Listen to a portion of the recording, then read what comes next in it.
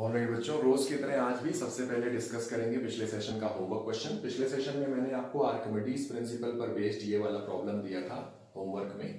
तो अब मैं इस प्रॉब्लम का सोल्यूशन समझा रहा हूं। पहले एक बार प्रॉब्लम को दोबारा से समझा देते हैं। तो एक बर्तन है और उस बर्तन में दो लिक्विड को हमने डाला है। एक वाटर को डाला है और वाटर के साथ हमने केरोसिन ऑयल को डाला है। ठीक है, तो हमारे पास एक बर्तन है, बर्तन में हमने थोड़ा वाटर और उस वाटर के साथ केरोसिन ऑयल को भर दिया है। अब ये जो वाटर और केरोसिन ऑयल होते हैं, ये दोनों लिक्विड आपस में मिक्सअप नहीं होते। तो जो लिक्विड आपस में प्रॉपरली मिक्स नहीं होते हैं उनको कहा जाता है इममिसिबल लिक्विड्स। तो जैसे दूध और पानी ये बहुत अच्छे से मिक्स हो जाते हैं, एक बार आपने मिक्स किया फिर ये अलग नहीं होते। तो ऐसे लिक्विड जो बहुत अच्छे से मिक्स होते हैं उनको कहा जाता है मिसिबल। और जो लिक्विड अच्छे से मिक्सअप नहीं होते हैं, अलग अलग ही रहते हैं, तो अगर आपने उनको मिलाया, मिलाने के बाद वो खुद ब खुद अलग हो जाते हैं, ऐसे लिक्विड को कहा जाता है इममिसिबल लिक्विड। तो जो वाटर है और जो केरोसिन ऑयल है ये आपस में इममिसिबल होते हैं। तो जब हम इममिसिबल लिक्विड्स को किसी बर्तन में भरते हैं, तो वाटर है और वाटर में केरोसिन ऑयल को डाल दिया, तो भारी वाला जो लिक्विड होगा वो नीचे बैठ जाएगा, हल्का वाला लिक्विड ऊपर तैरने लगेगा। तो जो केरोसिन ऑयल होता है उसकी डेंसिटी पानी से कम होती है। तो क्योंकि पानी की डेंसिटी ज्यादा है इसलिए पानी नीचे इकट्ठा हो जाता है और पानी के ऊपर इकट्ठा होता है ये केरोसिन ऑयल। ठीक है, अब हमने क्या किया, बर्तन में पानी है, पानी के ऊपर केरोसिन ऑयल है, हमने एक बर्फ का टुकड़ा डाला। तो बर्फ का बेसिकली इस क्वेश्चन में क्यूब लिखा है, तो हमने बर्फ का क्यूब डाल दिया बर्तन में। अब जो बर्फ है उसकी डेंसिटी जो होती है वो केरोसिन ऑयल से ज्यादा होती है। तो क्योंकि बर्फ की डेंसिटी तो केरोसिन ऑयल से ज्यादा है, इसलिए जब आप बर्फ को डालोगे तो बर्फ केरोसिन ऑयल में डूबना शुरू करेगी, यानी केरोसिन ऑयल में नीचे जाने लगेगी। लेकिन नीचे पहुंचकर इसको मिलेगा वाटर। वाटर में बर्फ डूब नहीं सकती है क्योंकि वाटर की डेंसिटी ज्यादा होती है बर्फ के मुकाबले, इसलिए वाटर में बर्फ जो होती है वो तैरती है। आइस जो होती है पानी में डूबती नहीं है, तैरती है, क्योंकि आइस की जो डेंसिटी होती है वो पानी से कम होती है। राइट, तो जब हम बर्फ का टुकड़ा डालेंगे तो केरोसिन ऑयल में तो वो घुसना शुरू कर देगा, लेकिन वाटर में वो नहीं डूबेगा, पानी में वो नहीं डूबेगा। तो बेसिकली जो बर्फ का टुकड़ा हमने डाला है वो केरोसिन ऑयल और वाटर की बाउंड्री पे आके तैरना शुरू करेगा। राइट, तो थोड़ा पानी के अंदर रहेगा, थोड़ा केरोसिन ऑयल के अंदर इसका पोर्शन रहेगा। तो इस क्वेश्चन में यही बताना है कि जो वॉल्यूम वाटर के अंदर है और जो वॉल्यूम केरोसिन ऑयल के अंदर है, ratio of volume of ice immersed in water, water में इमर्स होने वाला volume, to that in kerosene oil, kerosene oil में घुसा हुआ जो वॉल्यूम है उसका जो रेशियो है वो फाइंड करना है। और क्वेश्चन में दिया है specific gravity of kerosene oil is 0.8 and that of ice is 0.9। तो ये जो केरोसिन ऑयल है इसकी जो स्पेसिफिक ग्रेविटी है वो 0.8 बताई गई है और आइस की स्पेसिफिक ग्रेविटी 0.9 बताई गई है। आई होप सारे बच्चों को स्पेसिफिक ग्रेविटी का मतलब पता है। स्पेसिफिक ग्रेविटी को रिलेटिव डेंसिटी भी कहते हैं। एक ही चीज है, स्पेसिफिक ग्रेविटी कहें या रिलेटिव डेंसिटी कहें, एक ही चीज के दो नाम हैं। और इसका मतलब होता है density of material divided by density of water, density of material divided by density of water. तो मटेरियल की डेंसिटी अपॉन पानी की डेंसिटी, ये होता है रिलेटिव डेंसिटी। ये रिलेटिव वर्ड पे ध्यान दो, रिलेटिव डेंसिटी नाम से ही पता चल रहा है डेंसिटी किसी के रिलेटिव देख रहे हैं। और रिलेटिव किसके देख रहे हैं, पानी के, क्योंकि धरती पे सबसे कॉमन तो पानी है। तो पानी के रिलेटिव यानी पानी के साथ कंपैरिजन हो रहा है। तो रिलेटिव डेंसिटी का मतलब है डेंसिटी पानी के रिलेटिव, और पानी के रिलेटिव मतलब पानी की डेंसिटी को डिवाइड कर देते हैं। तो किसी भी मटेरियल की डेंसिटी और पानी की डेंसिटी का जो रेशियो है उसी रेशियो को रिलेटिव डेंसिटी कहते हैं, या दूसरा नाम होता है स्पेसिफिक ग्रेविटी। तो क्वेश्चन में केरोसिन ऑयल की रिलेटिव डेंसिटी 0.8 बताई जा रही है और आइस की रिलेटिव डेंसिटी 0.9 बताई जा रही है। फाइंड क्या करना है ये तो समझ में आ ही गया होगा।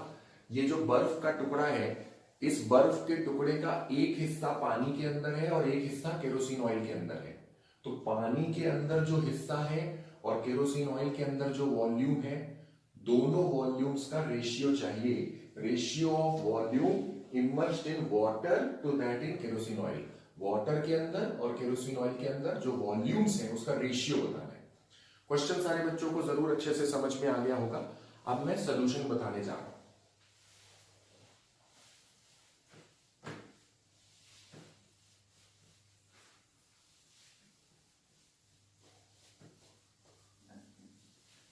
चलिए प्रॉब्लम को सॉल्व करते हैं।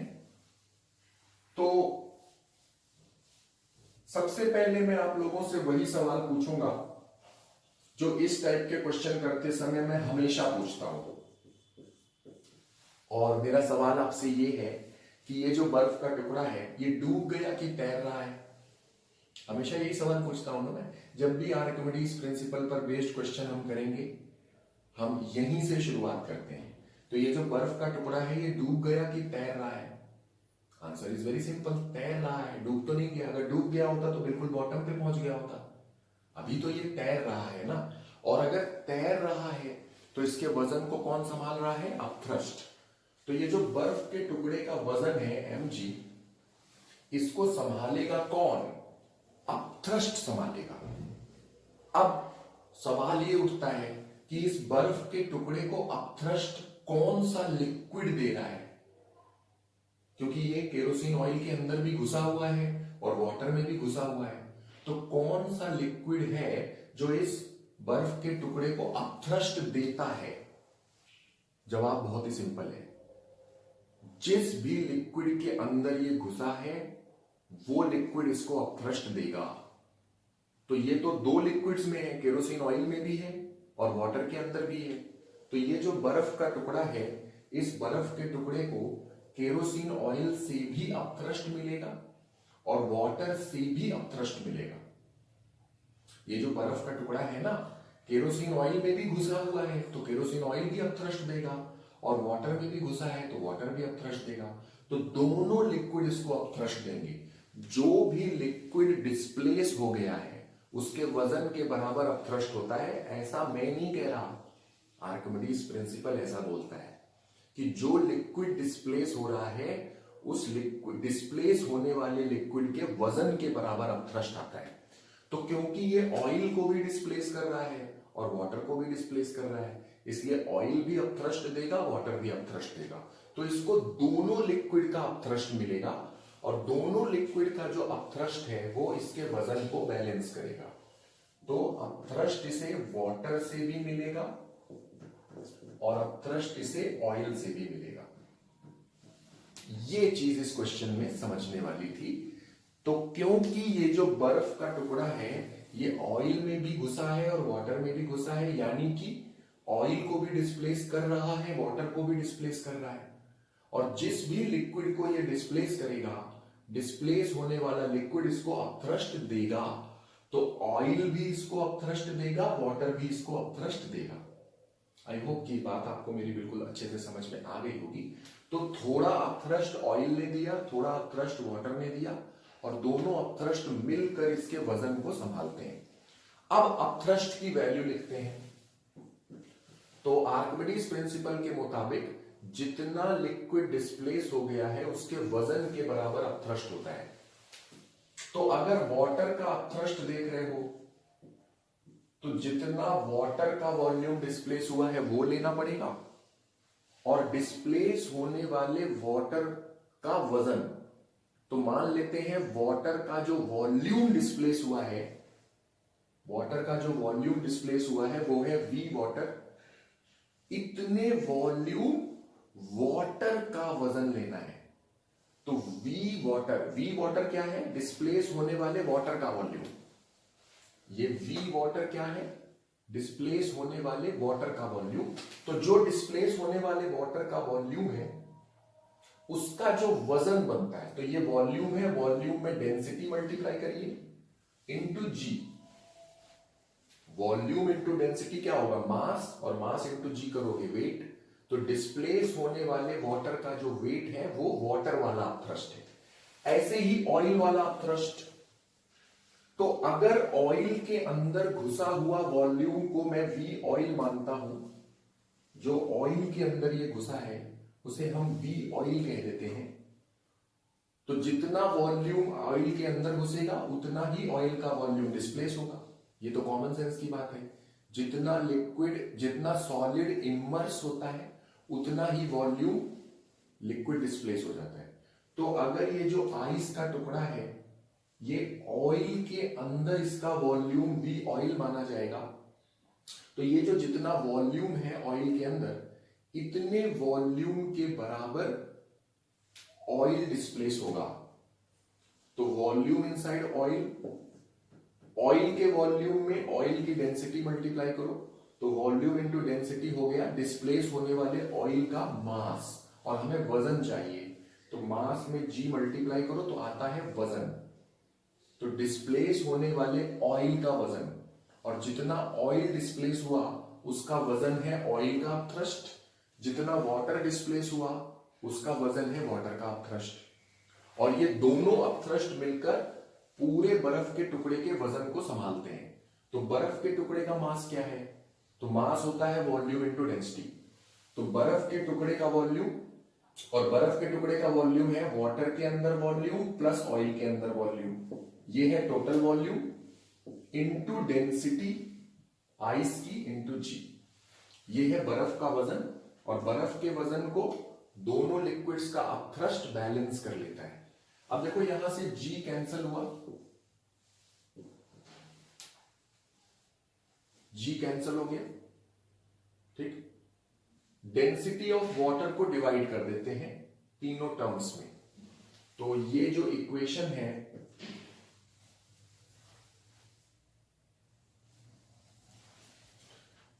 ये इस तरह से बन जाती है, density of volume of water plus volume of oil.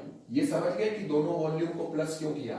क्योंकि जब आप बर्फ का मास लिख रहे हो तो बर्फ के मास के लिए, यानी आइस का जब मास लिख रहे हो, सिंपल सी बात ये है, बर्फ का मास लिख रहे हो तो आइस का जब मास लोगे तो आइस के मास के लिए आइस का टोटल वॉल्यूम इस्तेमाल करना पड़ेगा। और टोटल वॉल्यूम मतलब ऑयल के अंदर घुसा हुआ वॉल्यूम प्लस वाटर के अंदर घुसा हुआ वॉल्यूम, इजंट इट? तो हमने टोटल वॉल्यूम ले लिया है आइस का, और टोटल वॉल्यूम में आइस की डेंसिटी मल्टीप्लाई किया, तो volume into density is the mass of ice, ठीक है। वाटर की जो डेंसिटी है उसको डिवाइड कर रहे हैं, तो लेफ्ट हैंड साइड पे हमें मिलेगा आइस की डेंसिटी अपॉन वाटर की density, it is equal to volume of water plus water की डेंसिटी डिवाइड हो गया तो ये तो कट ही गया, खत्म हो गया, volume of oil into density of oil, और डेंसिटी ऑफ ऑयल में हमने वाटर की डेंसिटी को डिवाइड कर दिया। तो ये जो इक्वेशन है पूरी इक्वेशन में हमने वाटर की डेंसिटी डिवाइड कर दी। तो क्यों हमने वाटर की डेंसिटी डिवाइड किया ये भी समझ लो, क्योंकि क्वेश्चन में हमें रिलेटिव डेंसिटी बताई जा रही है, स्पेसिफिक ग्रेविटी बताई जा रही है ना क्वेश्चन में। और स्पेसिफिक ग्रेविटी का क्या मतलब होता है? मटेरियल की डेंसिटी डिवाइडेड बाय वाटर की डेंसिटी। तो क्वेश्चन में हमें जो स्पेसिफिक ग्रेविटी दी है वो डेंसिटी का वाटर की डेंसिटी से बेसिकली रेशियो होता है, तो इसीलिए हमने वाटर की डेंसिटी डिवाइड की। अब देखो ये जो फैक्टर है density of ice upon density of water, ये बेसिकली आइस की रिलेटिव डेंसिटी है, और क्वेश्चन में दिया है 0.9 इसकी वैल्यू है। और ये जो है ऑयल की डेंसिटी डिवाइडेड बाय पानी की डेंसिटी, ये है ऑयल की रिलेटिव डेंसिटी, और क्वेश्चन में इसकी वैल्यू 0.8 बताई है। तो सब्स्टिट्यूट करते हैं, तो volume of water plus volume of oil, और आइस की रिलेटिव डेंसिटी 0.9 बोली गई, it is equal to volume of water plus volume of oil into oil की रिलेटिव डेंसिटी 0.8 बताइए। लेफ्ट हैंड साइड पे ब्रैकेट ओपन कर लेते हैं। 0.9 इंटू वाटर का वॉल्यूम, वाटर के अंदर घुसा हुआ वॉल्यूम, प्लस 0.9 इंटू ऑयल के अंदर बर्फ का घुसा हुआ volume is equal to water के अंदर घुसा हुआ वॉल्यूम प्लस 0.8 इंटू ऑयल में घुसा हुआ वॉल्यूम। सिंपल सा कैलकुलेशन कर रहे हैं, कोई बड़ा काम नहीं कर रहे। अब ये वाटर वाला वॉल्यूम राइट हैंड साइड पे ले जाते हैं और ये ऑयल वाले वॉल्यूम को लेफ्ट हैंड साइड पे ले आते हैं। तो 0.9 इंटू ऑयल के अंदर वॉल्यूम और ये वाला लेफ्ट हैंड साइड पे आएगा तो माइनस हो जाएगा। तो 0.9 और ये लेफ्ट हैंड साइड पे आके माइनस हुआ तो 0.8 माइनस हो गया। तो 0.9 में से 0.8 माइनस करोगे क्या बनेगा? 0.1 ही बनेगा। तो 0.1 इंटू ऑयल का वॉल्यूम, तो ये वाला जो टर्म है इसको हमने लेफ्ट हैंड साइड पे लाकर इसके साथ सब्ट्रैक्ट किया। इसी तरह वाटर के अंदर जो वॉल्यूम है, ये वाला जो टर्म है, इसको राइट हैंड साइड पे ले जाएंगे और इस वाले टर्म में माइनस करेंगे। तो 1 times water volume minus 0.9 times water volume. तो 1 times minus 0.9 times 1 minus 0.9 is again 0.1 volume inside water. दोनों तरफ से 0.1 कैंसिल हो गया। इसका मतलब ये जो आइस का टुकड़ा है, ये जो आइस का क्यूब है, इसका जितना वॉल्यूम ऑयल में घुसा है उतना ही वॉल्यूम वाटर में घुसा है। बराबर बराबर ये वाटर के अंदर इसका वॉल्यूम और ऑयल के अंदर इसका वॉल्यूम बराबर है। इक्वली ये दोनों लिक्विड के अंदर तैर रहा है, आधा ऑयल में है आधा वाटर में। हमें बताना था ratio in water to that in oil. तो बेसिकली हमें बताना है वाटर के अंदर वॉल्यूम डिवाइडेड बाय ऑयल के अंदर वॉल्यूम। यही पूछा है ना कि ratio of the volume of ice in water to that in oil. तो जो क्वेश्चन है उसमें वाटर का पहले है ऑयल का बाद में स्टेटमेंट में। तो वाटर का पहले है मतलब वाटर वाला न्यूमरेटर में लेना है, टू दैट इनसाइड ऑयल तो ऑयल वाला डिनोमिनेटर में लेना है। And the ratio is very clear, 1 आएगा रेशियो 1:1, क्योंकि बराबर वॉल्यूम वाटर में घुसा है, बराबर वॉल्यूम ऑयल में घुसा है, आधा आधा घुसा हुआ है ये बर्फ का टुकड़ा। तो जो मैंने होमवर्क प्रॉब्लम दिया था उसका सही आंसर है 1:1। और 1:1 का मतलब वाटर के अंदर डूबा हुआ वॉल्यूम और ऑयल में डूबा हुआ वॉल्यूम सेम है। इक्वली वाटर और ऑयल के अंदर ये घुसा हुआ है बर्फ का टुकड़ा। तो आई एम श्योर कि जो मैंने समझाया है सारे बच्चों ने अच्छे से समझा होगा। आपको पूरा सोल्यूशन जरूर समझ में आया होगा। इन केस अगर कोई बात कम समझ में आई हो तो आप रिवाइंड करके फिर से समझने की कोशिश करिए। अगर फिर भी कोई चीज नहीं समझ में आती है तो आप पर्सनली अपना डाउट मेरे साथ डिस्कस कर सकते हैं। फेयर कॉपी पे अच्छी राइटिंग में पूरा सोल्यूशन नोट कर लीजिए, देख लीजिए आप लोगों से कोई गलती तो नहीं हुई है। जिन बच्चों ने होमवर्क किया है वो अपने सोल्यूशन को मैच कर लो, कहीं कोई मिस्टेक तो नहीं हो रही किसी बच्चे से। इन केस किसी बच्चे से कोई गलती हुई तो आपने गलती कहाँ की है उसको समझिए, और अगर दोबारा कभी इस तरह का क्वेश्चन आपके सामने आता है तो फिर से वही गलती ना होने पाए इस बात का ख्याल रखिए। फेयर कॉपी पे अच्छी हैंड राइटिंग में सारे बच्चों को सोल्यूशन नोट करना है। और मैं हर बार कहता हूं फेयर कॉपी पे जब आप सोल्यूशन नोट करेंगे तो कोशिश करना कि आपको देखना ना पड़े, बिना देखे खुद का दिमाग लगाकर सॉल्व करो तो ज्यादा अच्छा होगा, ज्यादा फायदा होगा। तो पूरे सोल्यूशन को फेयर कॉपी पे अच्छी राइटिंग में नोट कर लीजिए वीडियो पॉज करके। फिर मैं अगला होमवर्क प्रॉब्लम आर्किमिडीज प्रिंसिपल पर बेस्ड बोर्ड पे लिखने वाला हूं। पहले ये सोल्यूशन फेयर कॉपी पे नोट करो फटाफट।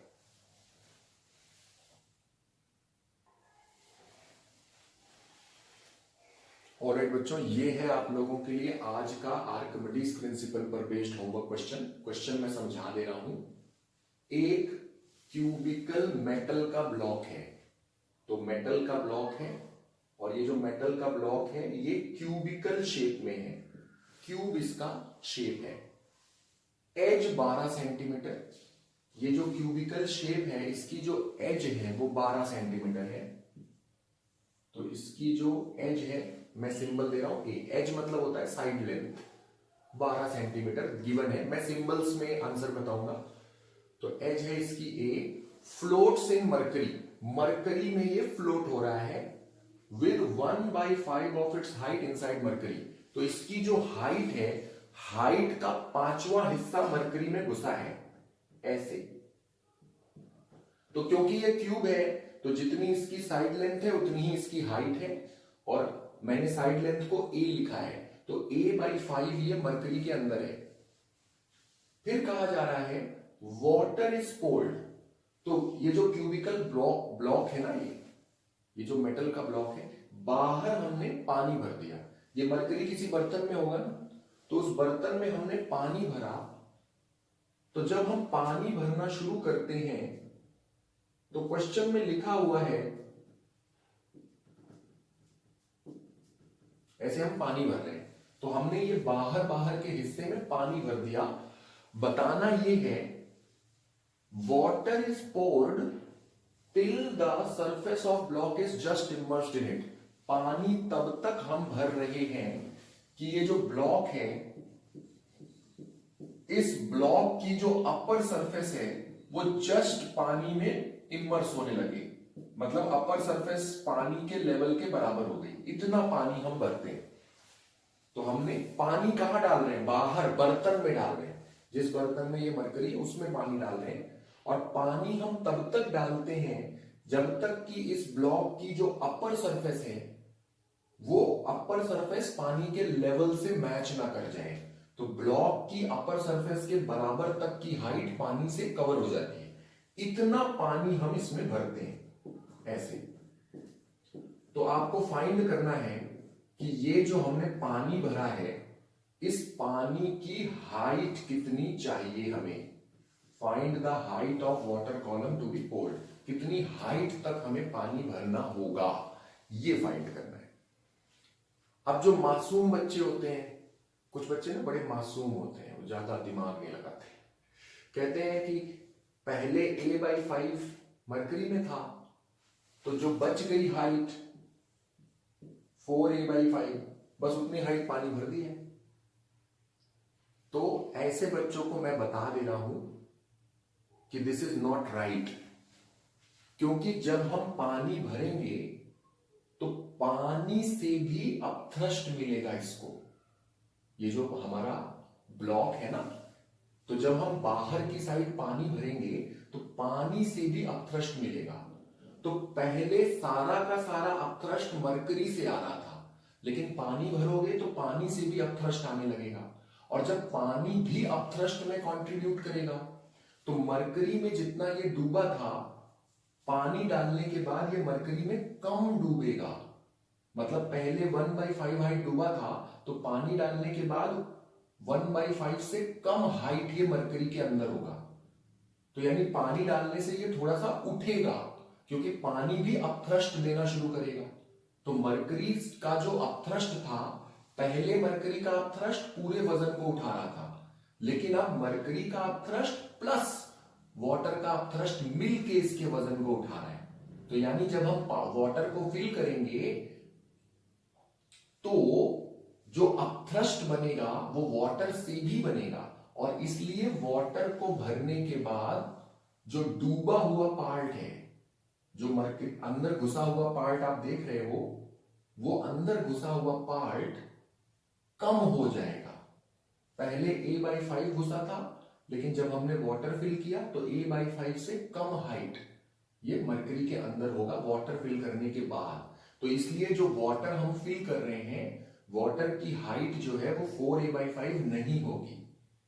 ठीक है, तो जो मासूम बच्चे हैं वो समझ लें कि इस क्वेश्चन का आंसर 4a/5 नहीं है, क्योंकि बच्चे तो ऐसे कहते हैं ना कि a/5 मरकरी के अंदर है, तो जो बची हुई जगह वहां पानी भर दिया हमने।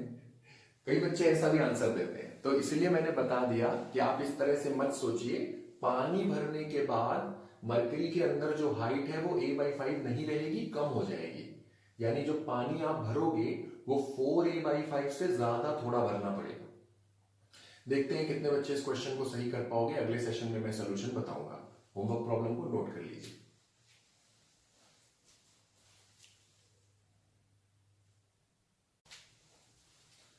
ऑलराइट बच्चों, पिछले सेशन में बर्नौलीज थ्योरम पर बेस्ड ये वाला प्रॉब्लम मैंने दिया था होमवर्क के लिए।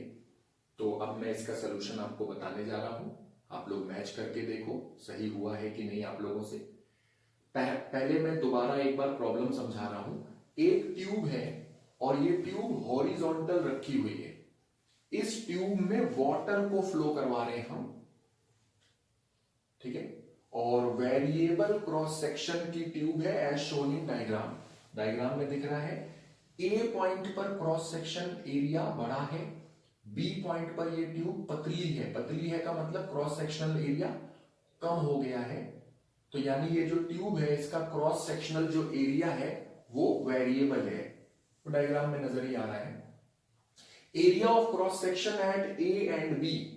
ए पर जो एरिया ऑफ क्रॉस सेक्शन है वो दिया है 4 मिलीमीटर स्क्वायर। मिलीमीटर दिया है, ध्यान रखना, मिलीमीटर नहीं मिलीमीटर स्क्वायर। और बी पॉइंट पर जो क्रॉस सेक्शनल एरिया है वो है 2 मिलीमीटर स्क्वायर रिस्पेक्टिवली। फिर एक और डिटेल दिया है 1 सीसी वाटर एंटर्स पर सेकेंड एट ए। तो ए पॉइंट पर second 1 centimetre cube water enter हो रहा है। तो ये बेसिकली रेट ऑफ फ्लो है। रेट ऑफ फ्लो का मतलब होता है वॉल्यूम फ्लोइंग पर सेकेंड। तो पर सेकेंड 1 सीसी वाटर फ्लो हो रहा है। तो ये बेसिकली रेट ऑफ फ्लो बताया गया है आपको फाइंड करना है। 3 चीजें फाइंड करनी है। स्पीड एट ए कितनी है, स्पीड एट बी कितनी है, और ए और बी के बीच में प्रेशर का डिफरेंस कितना है। तो ए पॉइंट पर पानी की स्पीड मैं मान लेता हूं वी ए, बी पॉइंट पर पानी की स्पीड मैं मान लेता हूं वी बी। तो आपको ए पॉइंट पर स्पीड बतानी है, बी पॉइंट पर स्पीड बतानी है, और ए पॉइंट और बी पॉइंट के बीच में प्रेशर का डिफरेंस बताना है। तो चलिए मैं इस प्रॉब्लम को सॉल्व करके दिखा रहा हूं। प्रॉब्लम मैं इरेज करूंगा। अगर किसी बच्चे ने ना नोट किया हो तो वीडियो पॉज करके नोट कर लीजिए।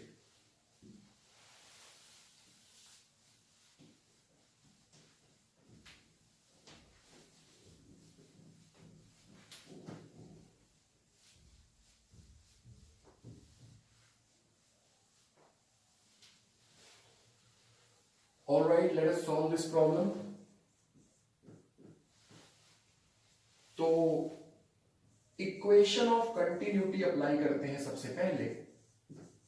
According to equation of continuity, तो सबसे पहले इक्वेशन ऑफ कंटिन्यूटी अप्लाई करते हैं। और इक्वेशन ऑफ कंटिन्यूटी के मुताबिक जो रेट ऑफ फ्लो है वो कांस्टेंट रहता है। तो रेट ऑफ फ्लो का सिंबल है R, इसकी वैल्यू है A इंटू वी। तो क्रॉस सेक्शन A पर जब मैं लिख रहा हूं तो मैं लिख रहा हूं AAVA। AA का मतलब A पॉइंट पर क्रॉस सेक्शनल एरिया, VA का मतलब A पॉइंट पर पानी की वेलोसिटी, और B पॉइंट के लिए ABVB। और सारे बच्चे जानते हैं कि इक्वेशन ऑफ कंटिन्यूटी के मुताबिक रेट ऑफ फ्लो जो होता है वो हर क्रॉस सेक्शन पे सेम होता है। तो AAVA is equal to ABVB। ठीक, यहां से हम A पॉइंट पर स्पीड निकाल सकते हैं R by AA, and B point पर पानी की जो स्पीड है वो है R by BB, R by AB। तो A पॉइंट पर स्पीड हो गई R बाई AA, और B पॉइंट पर स्पीड हो गई R बाई AB। अब क्वेश्चन में गिवन है, क्वेश्चन में हमें गिवन है कि जो रेट ऑफ फ्लो है दैट इज 1 सीसी पर सेकेंड। सीसी का मतलब सेंटीमीटर क्यूब पर सेकेंड, ठीक है। एरिया एट ए दिया है, एरिया एट ए दिया हुआ है। तो ए पॉइंट पर जो एरिया है वो 4 मिलीमीटर स्क्वायर। तो बेटा रेट ऑफ फ्लो में सेंटीमीटर पर सेकेंड है, सेंटीमीटर क्यूब पर सेकेंड है, और यहां मिलीमीटर स्क्वायर है। तो ऐसा करते हैं, एमकेएस सिस्टम में अगर जाओगे तो सेंटीमीटर क्यूब को मीटर क्यूब बनाना पड़ेगा। ऐसा करते हैं, इसको तो सेंटीमीटर ही रहने देते हैं और ये मिलीमीटर को सेंटीमीटर बना लेते हैं। तो मिलीमीटर को सेंटीमीटर बनाओगे तो इतना तो सारे बच्चे जानते हैं कि 1 मिलीमीटर इज 0.1 सेंटीमीटर, तो इतना तो जानते ही होंगे यार। हाँ, तो 1 मिलीमीटर इज 0.1 सेंटीमीटर, पर ये मिलीमीटर का स्क्वायर है, तो 0.1 का स्क्वायर यानी 0.01 हो जाएगा। ठीक है, तो 4 मिलीमीटर स्क्वायर कितना होगा? 0.04, तो इट इज 0.04 सेंटीमीटर स्क्वायर। ये ए पर एरिया ऑफ क्रॉस सेक्शन है, ए पॉइंट पर cross sectional area 0.04 centimetre square. ऐसे ही बी पॉइंट पर देखा जाए तो बी पॉइंट पर जो एरिया दिया है क्वेश्चन में हमें दे रखा है ऑलरेडी 2 मिलीमीटर स्क्वायर, इसको सेंटीमीटर स्क्वायर में 0.02 लिखना पड़ेगा, 0.02 सेंटीमीटर स्क्वायर। तो ये जो क्वेश्चन में गिवन हमें डिटेल है उसको यहां फिल करते हैं। So speed at A point, पानी की speed r by area at A, r की वैल्यू 1 सेंटीमीटर में ही रहने देते हैं, सेंटीमीटर क्यूब रहने देते हैं, हमने एरिया भी सेंटीमीटर स्क्वायर कर लिया है, तो 1 r की वैल्यू डाल दिया, एरिया एट ए 0.04, तो 1/0.04 यानी बेसिकली 100/4 हो गया, और 100/4 का मतलब 25 हो गया। और ध्यान रखना आपने जो r रखा है उसकी यूनिट क्या है? Centimetre cube. तो न्यूमरेटर में सेंटीमीटर क्यूब है, डिनोमिनेटर में सेंटीमीटर स्क्वायर है, तो centimetre cube upon centimetre square, तो ऊपर क्यूब है नीचे स्क्वायर है, अकेला सेंटीमीटर बचेगा। तो ये जो 25 मिला है ये सेंटीमीटर पर सेकंड में मिला है। अगर मीटर पर सेकंड करना हो तो 0.25 लिखोगे आप इसको, अगर एमकेएस सिस्टम में आंसर दे रहे हो तो 0.25 मीटर पर सेकंड लिखोगे। ये है ए पॉइंट पर पानी की रफ्तार। अब चलो बी पॉइंट पर देखते हैं। तो बी पॉइंट पर रेट ऑफ फ्लो तो सेम ही होता है, जो ए पर रेट ऑफ फ्लो है वही रेट ऑफ फ्लो बी पर है, ऐसा मैं नहीं कह रहा हूं। इक्वेशन ऑफ कंटिन्यूटी ने हमको यह सिखाया है कि पूरी ट्यूब में हर क्रॉस सेक्शन पर रेट ऑफ फ्लो बराबर होता है, तो जो रेट ऑफ फ्लो ए पर था वही रेट ऑफ फ्लो बी पर है, यानी रेट ऑफ फ्लो तो 1 ही लिखना है, divided by area at B. Area at B की वैल्यू 0.02 देंगे तो ये 100/2 बनेगा, और 100/2 यानी 50, और फिर से जो आंसर है वो सेंटीमीटर पर सेकेंड ही होगा, यूनिट्स, यानी 0.5 मीटर पर सेकेंड लिखा जाएगा इसको। बी पॉइंट पर जो स्पीड है, ठीक है। तो क्वेश्चन का पहला पार्ट था ए पर स्पीड बताओ, बता दिया। क्वेश्चन का दूसरा पार्ट था बी पर स्पीड बताओ, वो रहा आंसर।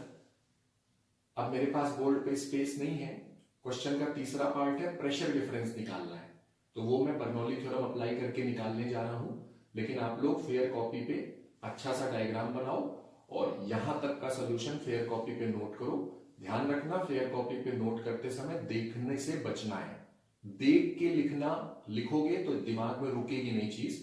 कोशिश करो बिना देखे आप फेयर कॉपी पे सॉल्यूशन को नोट करें। जल्दी से वीडियो पॉज करो, यहां तक का सॉल्यूशन फेयर कॉपी पे फटाफट नोट करो।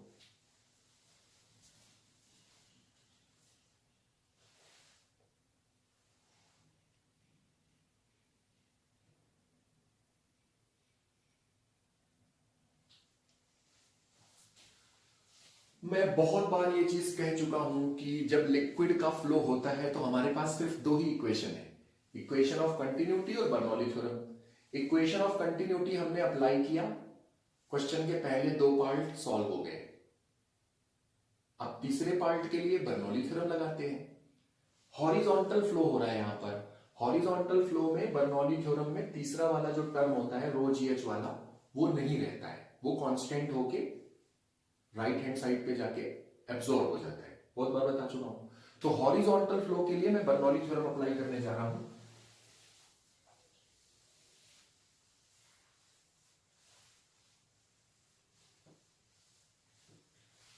So now for horizontal flow, horizontal flow के लिए बर्नौली थ्योरम कैसे होती है? P1 plus half rho V1 square equal to P2 plus half rho V2 square.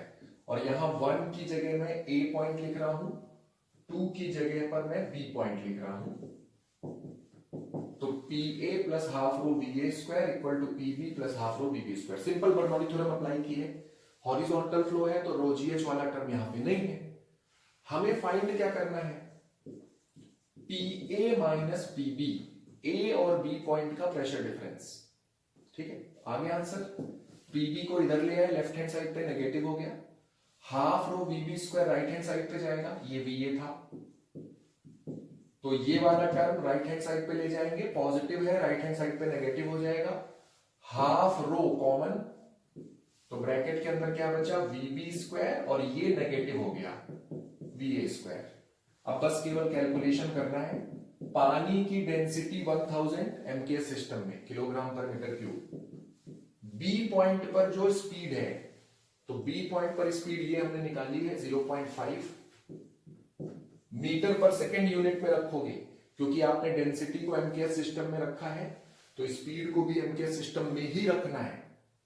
तो 0.5 मीटर पर सेकेंड स्क्वायर माइनस ए पॉइंट पर स्पीड है 0.25 का स्क्वायर,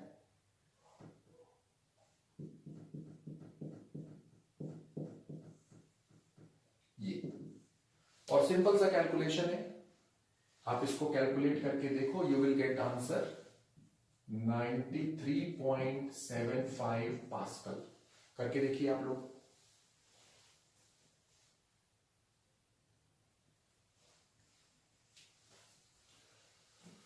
तो आप लोग सॉल्व करके देख लीजिए, इसको कैलकुलेट करोगे इतना आंसर आएगा। तो क्वेश्चन का जो तीसरा पार्ट है उसमें पूछा गया था ए और बी पॉइंट का प्रेशर डिफरेंस क्या है। तो बच्चों ये प्रेशर डिफरेंस 93.75 पास्कल आएगा। तो जिन बच्चों ने होमवर्क किया वो अपने सोल्यूशन को मेरे आंसर्स के साथ मैच करके देखो, आपने सही तरह से सॉल्व किया है कि नहीं सही तरह से सॉल्व किया है, चेक कर लो।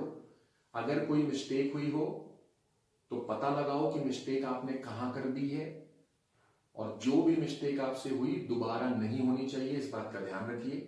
फेयर कॉपी पे अच्छी राइटिंग में पूरे सॉल्यूशन को जरूर नोट कर लीजिए। फिर मैं एक और प्रॉब्लम बिल्कुल ऐसा ही जैसा अभी हमने किया है, इसी से रिलेटेड एक अगला प्रॉब्लम में आज फिर आपको होमवर्क के लिए दे रहा हूं। पहले आप लोग ये सॉल्यूशन फेयर कॉपी पे फटाफट नोट कर लो।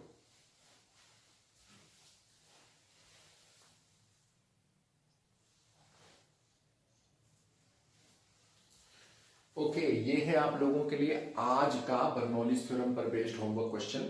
जो क्वेश्चन हमने अभी अभी सॉल्व किया है ये उसी से रिलेटेड है इन द प्रीवियस प्रॉब्लम। तो जो अभी अभी हमने क्वेश्चन सॉल्व किया था प्रॉब्लम नंबर 4, उसी के जो डिटेल्स हैं उसको आप यहां पे यूज करोगे। ये प्रीवियस क्वेश्चन से रिलेटेड क्वेश्चन है, तो सारी डिटेल्स को मैंने दोबारा नहीं लिखा है, केवल इतना चेंज है। बोला जा रहा है if the tube is kept vertical. तो प्रॉब्लम नंबर 4 जो हमने किया उसमें ट्यूब हॉरिजॉन्टल थी, अगर हम ट्यूब को वर्टिकल कर दें, अगर हम इसको वर्टिकल उठा के रख दें विद ए अपवर्ड, तो वर्टिकल करते समय एक ऊपर है बी नीचे है, उल्टा भी कर सकते हैं, बी वाला एंड ऊपर ए वाला एंड नीचे कर सकते हैं, वो भी क्वेश्चन में दे रहा हूं। लेकिन फिलहाल हमने ए एंड को ऊपर कर दिया है, बी एंड को नीचे कर दिया है। Other conditions remaining the same, बाकी सब कुछ पिछले प्रॉब्लम जैसा ही है, बस इस ट्यूब को वर्टिकल करके रखा गया है। Then what will be the answers to part A B and C. तो प्रॉब्लम नंबर 4 में 3 पार्ट थे, आंसर्स क्या होंगे अगर हम वर्टिकल रखें तो। ठीक है, separation between cross sections at A and B is 15 by 16 centimetre. A वाला क्रॉस सेक्शन और बी वाले क्रॉस सेक्शन के बीच में जो सेपरेशन है, वो सेपरेशन आपको इस बार एक्स्ट्रा दिया जा रहा है 15 by 16 सेंटीमीटर, ये पिछले प्रॉब्लम में नहीं दिया था। तो ये जो ट्यूब है, इस ट्यूब को हमने वर्टिकल रख लिया है, इस तरह से रख लिया है, यूं ऐसे वर्टिकल रख लिया है। ए वाला क्रॉस सेक्शन ऊपर है, बी वाला क्रॉस सेक्शन नीचे है, ए और बी में जो क्रॉस सेक्शन है इनका सेपरेशन दे रखा है 15 बाई 16 सेंटीमीटर। तो आपको ये बताना है क्वेश्चन के ए बी सी पार्ट का आंसर अब क्या आएगा। ए पार्ट का मतलब है जब ए पर से लिक्विड अंदर आया है तो स्पीड क्या है लिक्विड की, बी पॉइंट से लिक्विड जब फ्लो करेगा आगे तो स्पीड क्या होगी। सी पार्ट में बताना था ए और बी के बीच में कितना प्रेशर डिफरेंस है। तो जो पिछला प्रॉब्लम मैंने अभी करके दिखाया उसमें ये ट्यूब हॉरिजॉन्टल थी, बस हमने इसको वर्टिकल कर दिया, इतना चेंज है। तो ये है आप लोगों के लिए आज का होमवर्क प्रॉब्लम। अगले सेशन में मैं सोल्यूशन बताऊंगा, फिर आपको पता चल जाएगा कि कितने बच्चों से सही हो पाया। आज का होमवर्क आप लोग नोट कर लीजिए।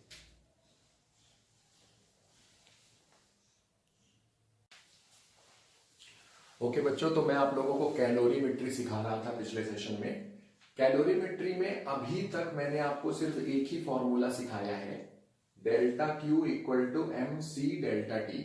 और ये जो फॉर्मूला है ये हमें क्या बताता है, ये फॉर्मूला बेसिकली हमें बताता है कि अगर हम किसी मटेरियल को डेल्टा क्यू हीट दे देते हैं तो वो मटेरियल का जो टेम्परेचर है वो डेल्टा टी इस रिलेशन के हिसाब से बढ़ रहा है।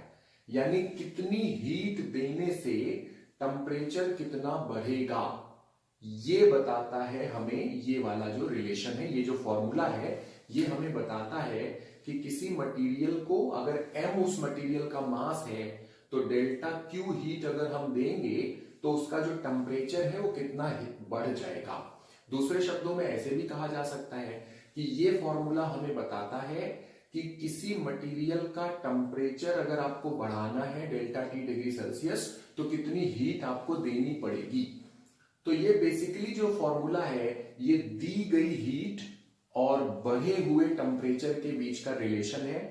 और पिछले सेशंस में मैंने आपको ये बात मल्टीपल टाइम्स बताई है कि यहां पर ये जो C लिखा गया है, ये C एक कांस्टेंट है और इस कांस्टेंट को हम लोग कहते हैं स्पेसिफिक हीट, या दूसरा नाम होता है स्पेसिफिक हीट कैपेसिटी। इस कांस्टेंट को कहा जाता है। फिर हमने इसकी डेफिनेशन बनाई थी, आप लोगों को याद ही होगा, मैं दोबारा एक बार रिकॉल करवा रहा हूं। फिजिक्स में हम लोग डेफिनेशन को रट्टा नहीं मारते हैं, डेफिनेशन हम बनाते हैं, उसको याद नहीं करते, बनाते हैं। डेफिनेशन बनाने के लिए सबसे पहला काम, जिसकी डेफिनेशन बनानी है फॉर्मूले से हम उसकी वैल्यू निकालते हैं, delta Q upon M delta T. तो जैसे हमें स्पेसिफिक हीट की डेफिनेशन बनानी है तो सबसे पहले हम फॉर्मूले से स्पेसिफिक हीट की वैल्यू निकाल लेते हैं। फिर जो डिनोमिनेटर है इसको 1 लिख देते हैं। तो if mass is 1 kg and delta T is 1 degree Celsius, तो जो भी डिनोमिनेटर है उसको 1 सेट कर देते हैं।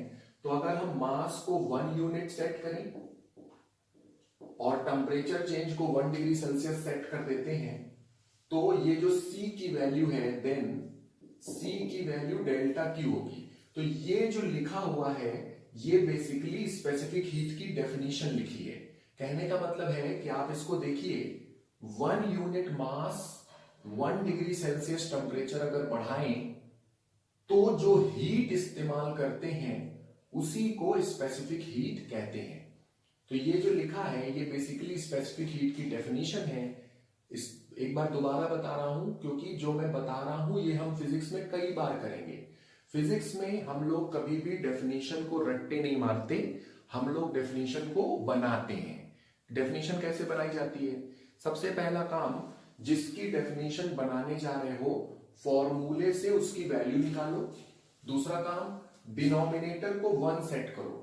तो मास 1 unit, temperature change 1 degree Celsius, तो जो डिनोमिनेटर है इसको 1 सेट करिए और अगर दोनों को 1 डालोगे तो C equal to delta Q मिलेगा।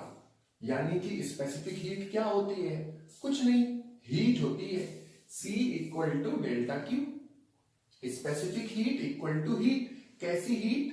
यूनिट मास का टेम्परेचर 1 डिग्री सेल्सियस बढ़ाने के लिए जो हीट चाहिए उसे उस मटेरियल की स्पेसिफिक हीट कहते हैं। इंग्लिश में ऐसे बोला जाएगा, amount of heat required to raise the temperature of unit mass of a material by 1 degree Celsius is called specific heat or specific heat capacity of that material. सारी बातें मैंने पिछले सेशंस में कई बार बताई थी। मैं चाहता हूं कि आप लोगों को याद हो जाए, इसीलिए मैं बार बार बता रहा हूं। कुछ और भी बातें स्पेसिफिक हीट के बारे में मैंने बताई थी। एक बात तो ये बताई थी कि जो स्पेसिफिक हीट है स्केलर क्वांटिटी है, क्योंकि डेल्टा क्यू यानी हीट स्केलर है, मास स्केलर है, टेम्परेचर चेंज स्केलर है, और जब ये तीनों स्केलर हैं तो स्पेसिफिक हीट भी स्केलर क्वांटिटी ही है। तो एक चीज ये बताई गई थी कि स्पेसिफिक हीट एक स्केलर क्वांटिटी होता है। दूसरी चीज मैंने आपको ये बताई थी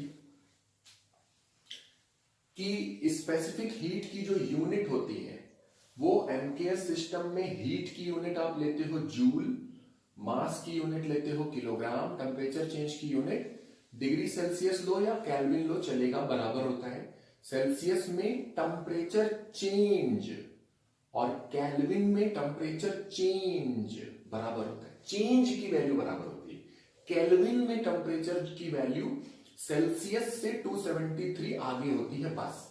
लेकिन जब हम चेंज देखेंगे तो क्योंकि 273 आगे चलता है केल्विन, पर चेंज तो सेम होगा। अगर आपने 1 डिग्री सेल्सियस गर्म किया है तो वो केल्विन में चेक करोगे तो 1 केल्विन का चेंज होगा। चेंज की वैल्यू सेल्सियस और केल्विन में बराबर होती है। पिछले सेशन में बताई थी मैंने ये बात। और इस फॉर्मूले में टेम्परेचर चेंज ही रखना है हमें, क्योंकि टेम्परेचर चेंज की वैल्यू चाहिए और टेम्परेचर चेंज की वैल्यू बराबर होती है सेल्सियस और केल्विन में। इसलिए ये जो टेम्परेचर की यूनिट है, टेम्परेचर चेंज की यूनिट है, इसे आप चाहे सेल्सियस ले लो चाहे केल्विन ले लो चलेगा। तो एमकेएस सिस्टम में स्पेसिफिक हीट की यूनिट क्या है? जूल पर किलोग्राम डिग्री सेल्सियस। और सीजीएस सिस्टम में हीट की यूनिट कैलोरी, मास की यूनिट ग्राम, टेम्परेचर चेंज के लिए सेल्सियस या केल्विन कुछ भी ले लो।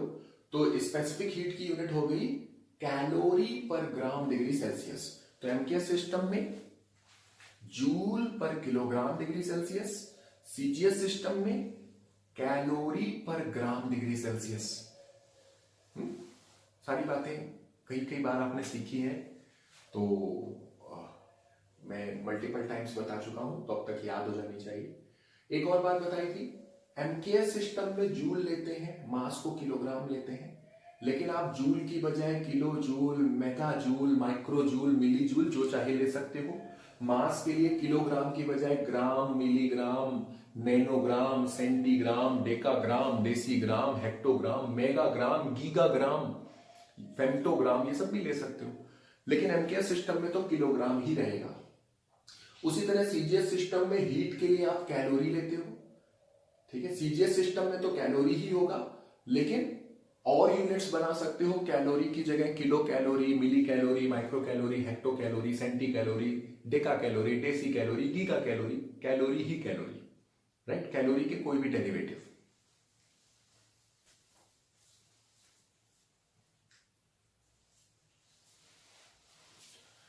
तो ये सारी बातें मैंने पिछले सेशन में बताई थी। एक और बात मैंने पिछले सेशन में बताई थी, हम लोग अभी तक कह रहे हैं कि ये जो स्पेसिफिक हीट है ये कांस्टेंट होती है, लेकिन पिछले सेशन में मैंने बताया था कि जरूरी नहीं है कि स्पेसिफिक हीट कांस्टेंट रहे। अभी तक तो ये कहा गया कि स्पेसिफिक हीट कांस्टेंट है, लेकिन फिर मैंने पिछले सेशन में ये बात एक्सप्लेन की थी कि प्रैक्टिकली स्पेसिफिक हीट की वैल्यू कांस्टेंट नहीं होती। प्रैक्टिकली जब हम बात करते हैं तो किसी रियल मटेरियल की जब बात होती है तो उसके लिए जो स्पेसिफिक हीट की वैल्यू है वो कांस्टेंट नहीं होती है, बल्कि स्पेसिफिक हीट की वैल्यू खुद टेम्परेचर के साथ बदलती जाती है। अलग अलग टेम्परेचर पर स्पेसिफिक हीट की अलग अलग वैल्यू होती है प्रैक्टिकली जब देखते हैं। तो जो स्पेसिफिक हीट की वैल्यू होती है प्रैक्टिकली वो टेम्परेचर के साथ बदलने वाली चीज होती है। लेकिन जब तक कहा नहीं जाए हम स्पेसिफिक हीट को क्वेश्चंस के दौरान कांस्टेंट मानेंगे। जब तक क्वेश्चन खुद ना कहे कि स्पेसिफिक हीट टेम्परेचर के साथ बदल रही है, तब तक हम मानेंगे कि स्पेसिफिक हीट नहीं चेंज हो रही है, स्पेसिफिक हीट कांस्टेंट मानी जाएगी। लेकिन प्रैक्टिकली ऐसा नहीं होता। प्रैक्टिकली स्पेसिफिक हीट की वैल्यू टेम्परेचर के साथ बदलती जाती है। लेकिन मैंने एक बात और बताई थी कि टेम्परेचर के साथ वैल्यू बदलती तो है, लेकिन इतना स्लो बदलती है, इतना कम चेंज होता है टेम्परेचर के साथ कि अगर 100 डिग्री का टेम्परेचर भी बदला जाए तो भी स्पेसिफिक हीट की वैल्यू में आने वाला चेंज नेग्लिजिबल होता है, बहुत स्मॉल चेंज आता है। तो अगर 100 डिग्री तक भी टेम्परेचर बदला गया है और कोई बच्चा ऐसा मान ले कि स्पेसिफिक हीट कांस्टेंट रही 100 डिग्री के अंदर, तो उसके रिजल्ट में कोई ज्यादा गलती नहीं होगी, उसके रिजल्ट में कोई बड़ी गलती नहीं होगी, माइनर एरर तो होगा, लेकिन क्योंकि स्पेसिफिक हीट की वैल्यू जो चेंज हो रही है टेम्परेचर के साथ वो इतना धीरे धीरे चेंज हो रही है कि अगर 100 डिग्री भी टेम्परेचर बदल जाए तो भी हम ये मान सकते हैं अप्रोक्सीमेटली, हम ये मान सकते हैं कि स्पेसिफिक हीट की वैल्यू करीब करीब सेम है। तो हम कांस्टेंट मान सकते हैं क्योंकि वैल्यू में जो चेंज आ रहा है बहुत स्मॉल चेंज आ रहा है, ना के बराबर चेंज आ रहा है। तो स्पेसिफिक हीट की वैल्यू में टेम्परेचर के साथ चेंज आता है। प्रैक्टिकली बात हो रही है यहां पे, प्रैक्टिकली जो स्पेसिफिक हीट की वैल्यू है वो टेम्परेचर के साथ बदलती है, लेकिन स्पेसिफिक हीट की वैल्यू में टेम्परेचर के साथ आने वाले बदलाव इतने छोटे होते हैं कि हम चाहें तो 100 डिग्री के अंदर भी स्पेसिफिक हीट को कांस्टेंट मानेंगे तो ज्यादा गलती नहीं होगी। लेकिन अगर क्वेश्चन में लिखा हो कि स्पेसिफिक हीट टेम्परेचर के साथ बदल रही है और क्वेश्चन में ये बात ऐसे लिखी जाएगी, आपको specific heat as a function of temperature दिया जाएगा, तो अगर क्वेश्चन के अंदर क्वेश्चन खुद कहता है कि स्पेसिफिक हीट को टेम्परेचर के साथ बदलता हुआ मानो, ऐसा क्वेश्चन खुद कहता है, तब जब क्वेश्चन कह रहा है कि टेम्परेचर के साथ बदलता हुआ मानो तब तो मानना ही पड़ेगा, तब थोड़ी कांस्टेंट मान सकते हैं। तो अगर क्वेश्चन ने कहा कि स्पेसिफिक हीट को टेम्परेचर के साथ बदलता हुआ मानना है, यानी specific heat as a function of temperature question में दिया जा रहा है, तब फिर हम लोग डिफरेंशियल फॉर्मेलिज्म में काम करते हैं। पिछले सेशन में बताया था मैंने, डिफरेंशियल फॉर्मेलिज्म में डेल्टा क्यू को लिखा जाता है डी क्यू और डेल्टा टी को लिखा जाता है D T, M C D T, और फिर हम इसको करते हैं इंटीग्रेट, मास कांस्टेंट है इंटीग्रेशन के बाहर। शुरू में टेम्परेचर T1 है, हमने शुरू में कोई हीट नहीं दी है। क्वेश्चन आपसे पूछेगा कि T2 टेम्परेचर तक गर्म करने के लिए कितनी हीट चाहिए, तो आप इंटीग्रेशन करोगे और यहां पे स्पेसिफिक हीट टेम्परेचर के टर्म्स में इंटीग्रेशन के अंदर रखोगे, ये जो फंक्शन क्वेश्चन में दिया है उसे रखोगे और इंटीग्रेशन करना आपने सीखा है। इंटीग्रेशन करोगे, लिमिट लगाओगे, सॉल्व करके आंसर आएगा कि कितनी हीट चाहिए टेम्परेचर को T1 से T2 तक बढ़ाने के लिए। तो कहने का मतलब यह है कि अगर क्वेश्चन में लिखा जाए कि स्पेसिफिक हीट टेम्परेचर के साथ बदल रही है, मतलब क्वेश्चन चाहता है कि आप स्पेसिफिक हीट को कांस्टेंट ना माने, तो फिर हम लोग इस एक्सप्रेशन को डिफरेंशियल फॉर्मेलिज्म में लिखेंगे और डिफरेंशियल फॉर्मेलिज्म में हम वर्कआउट करेंगे।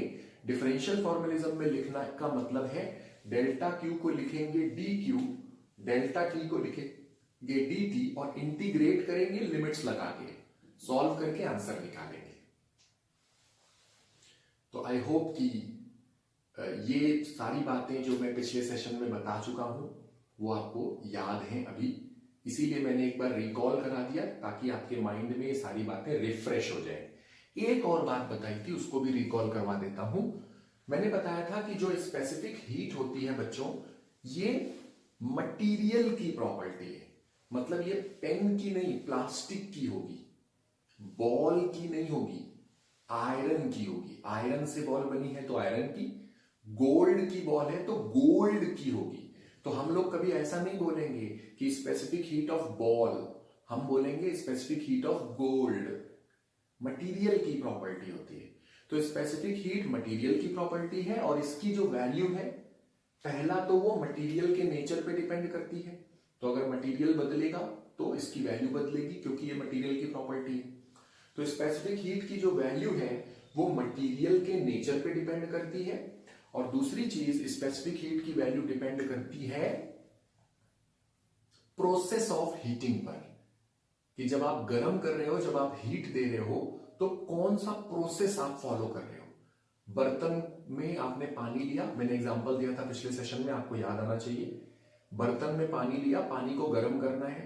आप बर्तन को ढांक कर गर्म कर रहे हो, कवर करके बर्तन गर्म कर रहे हो, या बर्तन को खुला रख के गर्म कर रहे हो। अगर बर्तन कवर है, पूरा बर्तन पूरा ऊपर से आपने ढांक रखा है, तो यानी वॉल्यूम फिक्स करके गर्म किया जा रहा है। और अगर बर्तन पूरा खुला है, तो खुले बर्तन के ऊपर एटमॉस्फेयर का प्रेशर आएगा। तो अगर खुले बर्तन में पानी गर्म हो रहा है, तो हम कहेंगे कांस्टेंट प्रेशर पे पानी गर्म हो रहा है। अगर क्लोज्ड बर्तन, जैसे प्रेशर कुकर है, प्रेशर कुकर में पानी गर्म कर रहे हो, तो आप कांस्टेंट वॉल्यूम पर गर्म कर रहे हो। तो जो स्पेसिफिक हीट होती है वो प्रोसेस पे डिपेंड करती है, कि जब आप गर्म कर रहे हैं तो आप कौन सा प्रोसेस फॉलो कर रहे हैं। तो कांस्टेंट प्रेशर पे गर्म कर रहे हैं, कांस्टेंट वॉल्यूम पे गर्म कर रहे हैं, कोई और चीज कांस्टेंट रखते हुए गर्म कर रहे हैं, कुछ भी कांस्टेंट नहीं रखते हुए गर्म कर रहे हैं। तो इस दुनिया में इनफाइनाइट टाइप के प्रोसेसेस पॉसिबल है। बहुत सारे प्रोसेस हो सकते हैं, लेकिन सबसे कॉमन प्रोसेस है पूरा बर्तन कवर करके गर्म करो या पूरा बर्तन खुला रख के गर्म करो। ये सबसे कॉमन प्रोसेस है। पूरा बर्तन कवर करोगे, इसे कहा जाता है कांस्टेंट वॉल्यूम हीटिंग, और अगर पूरा बर्तन खुला हुआ है तो कांस्टेंट प्रेशर हीटिंग। तो जो सबसे कॉमन हीटिंग के प्रोसेस हैं वो ये दोनों हैं। लेकिन मैं आपको बता देता हूं कि केवल यही दो प्रोसेस नहीं होते हैं, प्रोसेस तो इनफाइनाइट टाइप के हो सकते हैं। ये दो सबसे स्पेशल है, सबसे कॉमन है। कांस्टेंट वॉल्यूम हीटिंग, बर्तन को पूरा कवर है कि करके गर्म किया जा रहा है। कांस्टेंट प्रेशर हीटिंग, बर्तन को पूरा खुला रख के गर्म किया जा रहा है। तो जो स्पेसिफिक हीट की वैल्यू होती है वो प्रोसेस ऑफ हीटिंग पर भी डिपेंड करती है। इतनी सारी बातें मैं आपको ऑलरेडी समझा चुका हूं। अब कुछ नया सीखते हैं। अभी तक जो मैंने बताया ये सब पुरानी चीजों का रिवीजन था, अब कुछ नया सीखते हैं।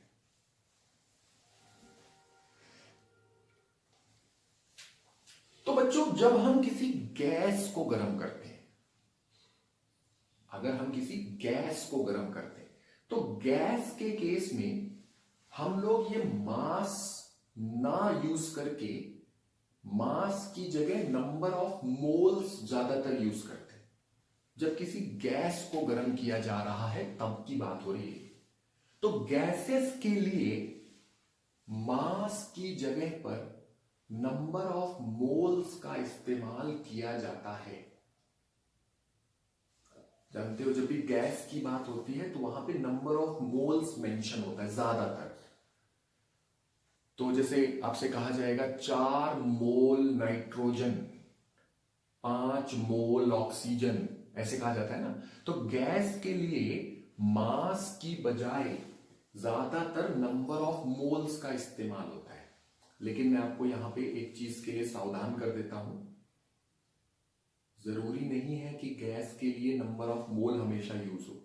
गैस में भी मास कह सकते हैं कि 1 किलो नाइट्रोजन कह सकते हैं, 1 किलो नाइट्रोजन गैस है, ऐसा भी कह सकते हैं।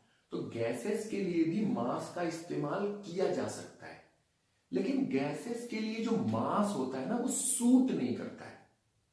आप कर सकते हो मास का यूज, गैसेस की बात करते समय भी मास के टर्म्स में बात अपनी कर सकते हो, लेकिन गैसेस में ये जो मास है ये गैसेस के ऊपर सूट नहीं होता।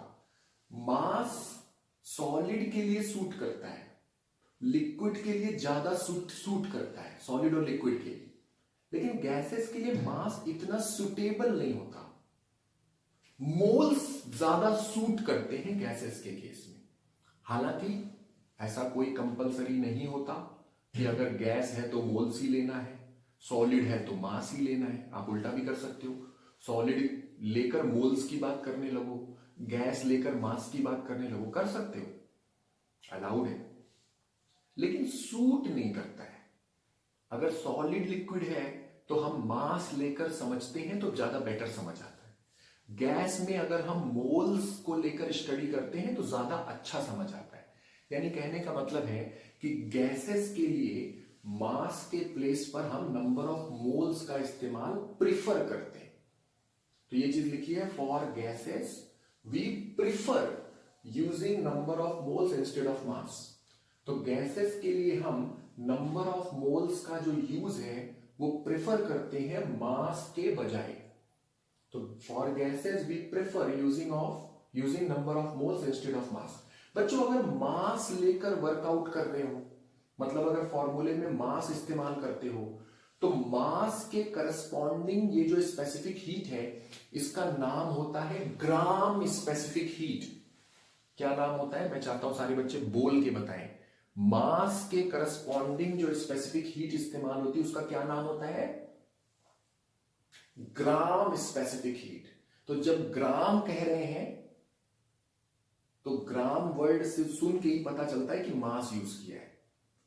तो इफ मास इज यूज्ड, अगर मास यूज किया गया है, then corresponding specific heat is called gram specific heat. अगर मास लेकर स्टडी कर रहे हैं तो जो स्पेसिफिक हीट मास के करस्पॉन्डिंग यानी मास के साथ जो यूज हो रही है उसे कहा जाता है ग्राम स्पेसिफिक हीट। और गैसेस के लिए मास की बजाय मोल्स लिया जाएगा। तो जब मोल्स लेकर काम करते हैं तो मोल्स के करस्पॉन्डिंग जो स्पेसिफिक हीट यूज होती है उसे कहते हैं molar specific heat. If number of moles is used, अगर नंबर ऑफ मोल को यूज किया गया है, then corresponding specific heat is called molar specific heat. Simple सी बात है।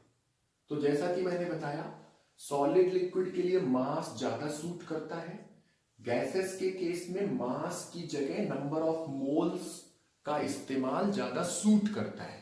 अगर हम मास लेकर स्टडी कर रहे हैं, मास लेकर वर्कआउट कर रहे हैं, तो जो स्पेसिफिक हीट आती है मास के साथ उसे कहते हैं ग्राम स्पेसिफिक हीट। और अगर हम नंबर ऑफ मोल्स लेकर वर्कआउट कर रहे हैं तो जो स्पेसिफिक हीट उसके साथ यूज होती है, नंबर ऑफ मोल्स के करस्पॉन्डिंग जो स्पेसिफिक हीट है उसे कहा जाता है मोलर स्पेसिफिक हीट। तो मास के करस्पॉन्डिंग स्पेसिफिक हीट को कहते हैं ग्राम स्पेसिफिक हीट, मोल्स के करस्पॉन्डिंग स्पेसिफिक हीट को कहते हैं मोलर स्पेसिफिक हीट। ठीक, एक बात मैं यहां पे आपको समझाना चाहता हूं, आप सावधान हो जाइए।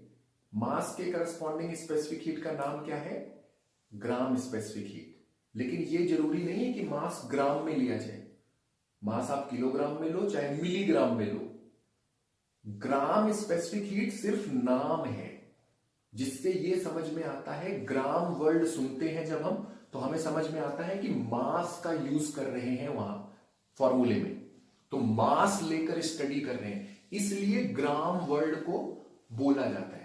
लेकिन ये ग्राम सुनकर आप ये मत सोचने लगना कि मास को ग्राम में ही डालना है। मास चाहे आप किलोग्राम में डाल दो, लेकिन अगर मास इस्तेमाल कर रहे हो तो मास के करस्पॉन्डिंग जो स्पेसिफिक हीट का नाम है वो नाम है ग्राम स्पेसिफिक हीट। जरूरी नहीं है कि मास ग्राम में हो। आई होप कि समझ गए हो मेरी बात को। तो अगर हम गैसेस के लिए ये फॉर्मूला लिखते हैं तो फॉर गैसेस वी राइट, इसी फॉर्मूले को गैस के लिए लिखा जा रहा है। तो डेल्टा क्यू, मास की जगह नंबर ऑफ मोल्स आ रहा है, एन, नंबर ऑफ मोल्स का सिंबल होता है स्मॉल एन, और नंबर ऑफ मोल्स के साथ जो स्पेसिफिक हीट लिखी है इसे कहते हैं molar specific heat. C molar लिखा है मैंने, डेल्टा टी। तो अगर मास लेकर काम कर रहे हैं तो स्पेसिफिक हीट का नाम होता है ग्राम स्पेसिफिक हीट, और अगर मास की बजाय नंबर ऑफ मोल्स लेकर काम कर रहे हैं, मास की बजाय नंबर ऑफ मोल्स है, तो जो नंबर ऑफ मोल्स के साथ में स्पेसिफिक हीट इस्तेमाल होती है उसे कहते हैं मोलर स्पेसिफिक हीट। तो मास के साथ में जो स्पेसिफिक हीट यूज हो रही है उसे कहते हैं ग्राम specific heat, number of moles के साथ में जो स्पेसिफिक हीट यूज हो रही है उसे कहते हैं मोलर स्पेसिफिक हीट। ठीक है, तो गैसेस के लिए वी राइट दिस फॉर्मूला। तो फॉर्मूला यही ऊपर वाला है, लेकिन फॉर्मूले की शक्ल थोड़ी बदल गई है। मास की जगह नंबर ऑफ मोल्स आ चुका है और स्पेसिफिक हीट की जगह मोलर स्पेसिफिक हीट आ गई। तो वेयर स्मॉल एन, ये जो स्मॉल एन है, is the number of moles of the gas, and C molar is the molar specific heat, और स्पेसिफिक हीट का दूसरा नाम होता है स्पेसिफिक हीट कैपेसिटी। तो ये जो C मोलर है इसे आप मोलर स्पेसिफिक हीट कहें या इसका दूसरा नाम मोलर स्पेसिफिक हीट कैपेसिटी कहें, सेम ही चीज है। मोलर स्पेसिफिक हीट और molar specific heat capacity of the gas.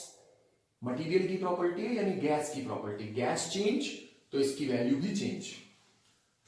तो अगर हम किसी गैस को गर्म कर रहे हैं तो मास की जगह नंबर ऑफ मोल्स यूज होने लगता है और मास के करस्पॉन्डिंग स्पेसिफिक हीट को ग्राम स्पेसिफिक हीट नाम देते हैं, नंबर ऑफ मोल्स के करस्पॉन्डिंग स्पेसिफिक हीट को मोलर स्पेसिफिक हीट का नाम देते हैं।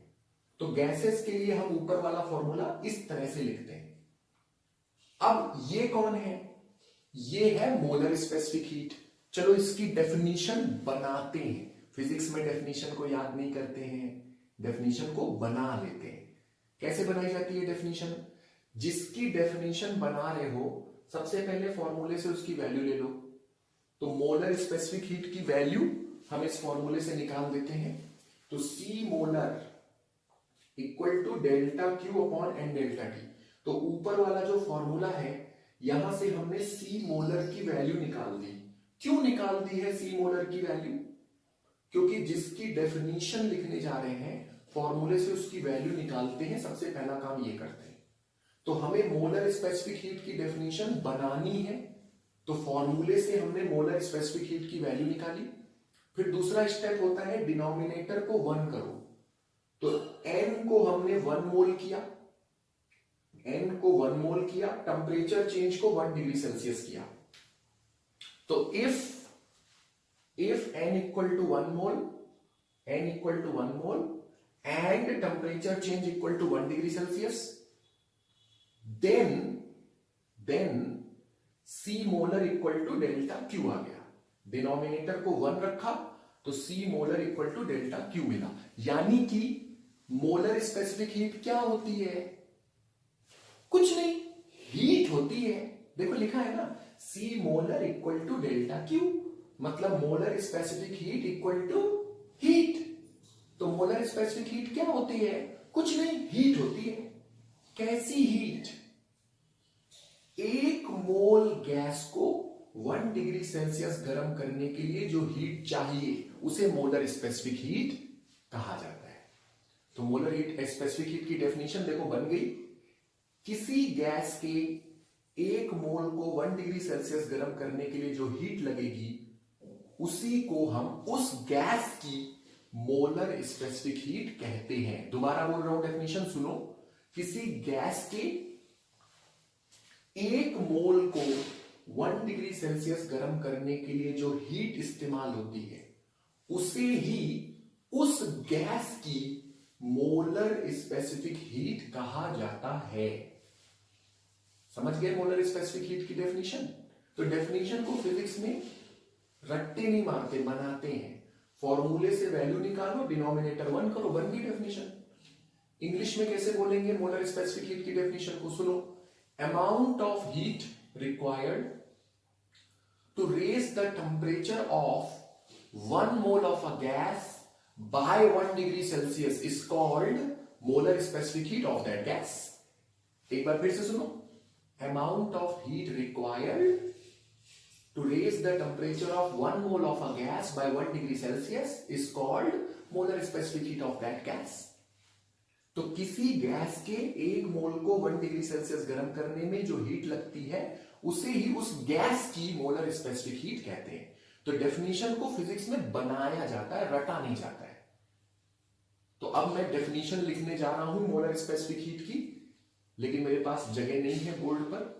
तो आप लोग वीडियो पॉज करके यहां से लिखना शुरू करो। जितना मैंने लिखा है उतना फेयर कॉपी पे नोट करो पहले, फिर मैं मोलर स्पेसिफिक हीट की डेफिनेशन जो मैंने अभी बोली है वही मैं लिखूंगा।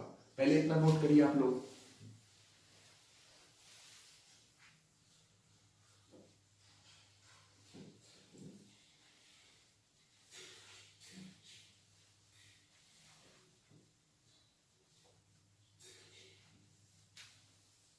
नोट करो बच्चों फटाफट।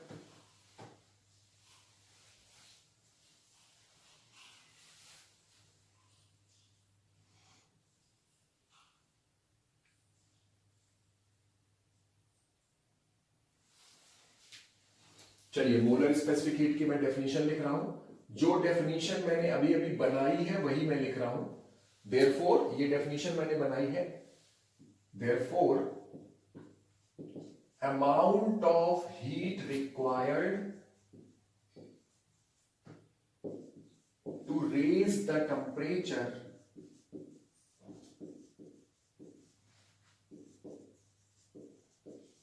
of 1 mole of a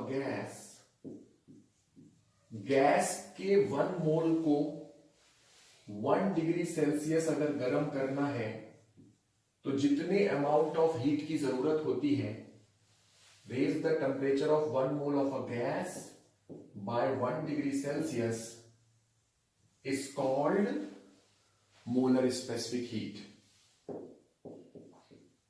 Molar specific heat or molar specific heat capacity.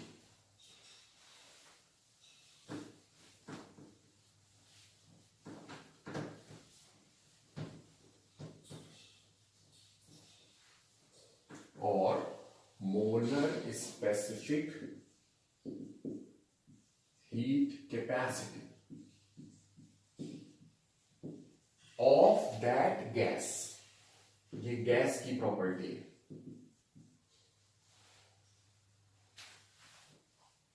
Note कर लीजिए डेफिनेशन, जल्दी से फटाफट नोट करो।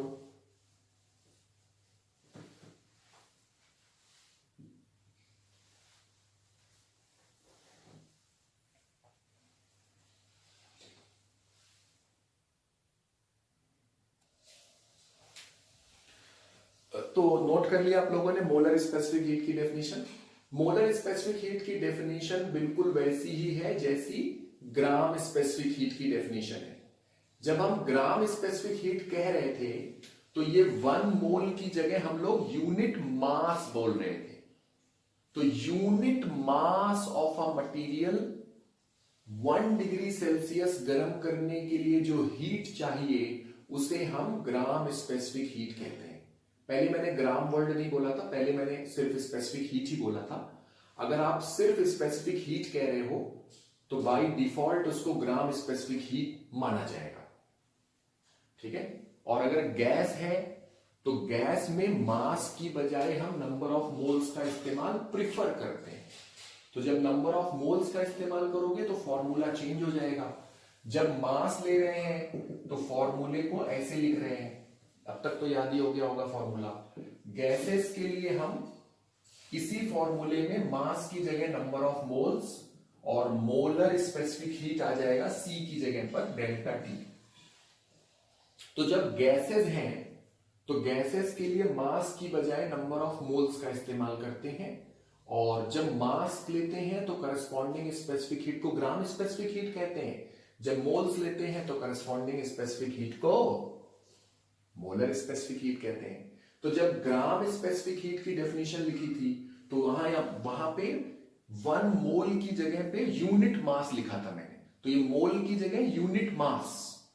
और जब मोलर स्पेसिफिक हीट की डेफिनेशन है तो मास की जगह पर 1 मोल आ रहा है, बस इतना चेंज है, बाकी सब कुछ सेम है क्योंकि फॉर्मूला ही पूरा सेम है और फॉर्मूले से ही तो डेफिनेशन बना रहे हैं, तो डेफिनेशन भी सेम है। एक और चीज देखो, ये जो मोलर स्पेसिफिक हीट है इसकी यूनिट भी बदल जाएगी।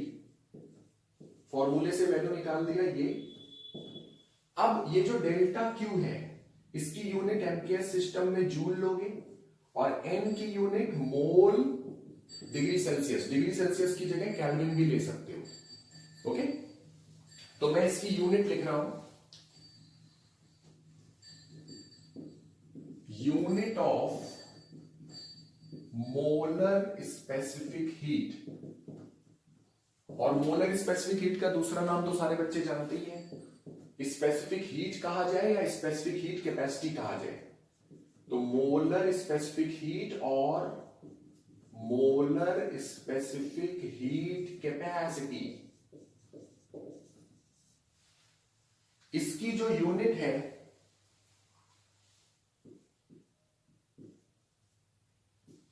सी मोलर इसका सिंबल होता है। इसकी जो यूनिट है क्या होगी? Unit joule per mole degree Celsius. Joule per mole degree Celsius, या आप, मैं बता चुका हूं, joule per mole degree Celsius को ऐसे भी लिख सकते हो, जूल पर मोल पर डिग्री सेल्सियस भी लिख सकते हो। जूल की जगह किलो जूल ले लो, किलो जूल, मेगा जूल, तो किलो जूल, और नीचे मोल की जगह किलो मोल ले सकते हो, तो ये भी यूनिट है। और ध्यान दीजिए ये दोनों बराबर हैं, क्योंकि आपने जूल की जगह किलो जूल किया, मोल की जगह किलो मोल किया, तो किलो किलो तो कट जाएंगे ना। तो joule per mole degree Celsius, kilo joule per kilo mole degree Celsius are same. और ये जो kilo joule per kilo mole degree Celsius है, इसको हम ऐसा भी लिख सकते हैं, kilo joule per kilo mole per degree Celsius. अगर आप कैलोरी लेते हो जूल की जगह, तो यूनिट बनेगी कैलोरी पर मोल डिग्री सेल्सियस। आप इसको यूं भी लिख सकते हो, कैलोरी पर मोल पर डिग्री सेल्सियस, ऐसा भी लिख सकते हो। कैलोरी की जगह पर किलो कैलोरी, मोल की जगह पर किलो मोल लोगे तो भी सेम ही रहेगा। तो किलो कैलोरी पर किलो मोल डिग्री सेल्सियस, और you can write kilo calorie पर kilo mole per degree Celsius etcetera. मैंने तो कुछ यूनिट्स लिखी हैं। अब आप जूल की जगह मिली जूल लेकर एक यूनिट बना सकते हो, मोल की जगह सेंटीमोल, मेगा मोल, इस टाइप से भी ले सकते हो। बहुत सारी यूनिट्स बना सकते हो। मैंने कुछ यूनिट्स लिख दी हैं, आप लोग यूनिट्स नोट कर लो।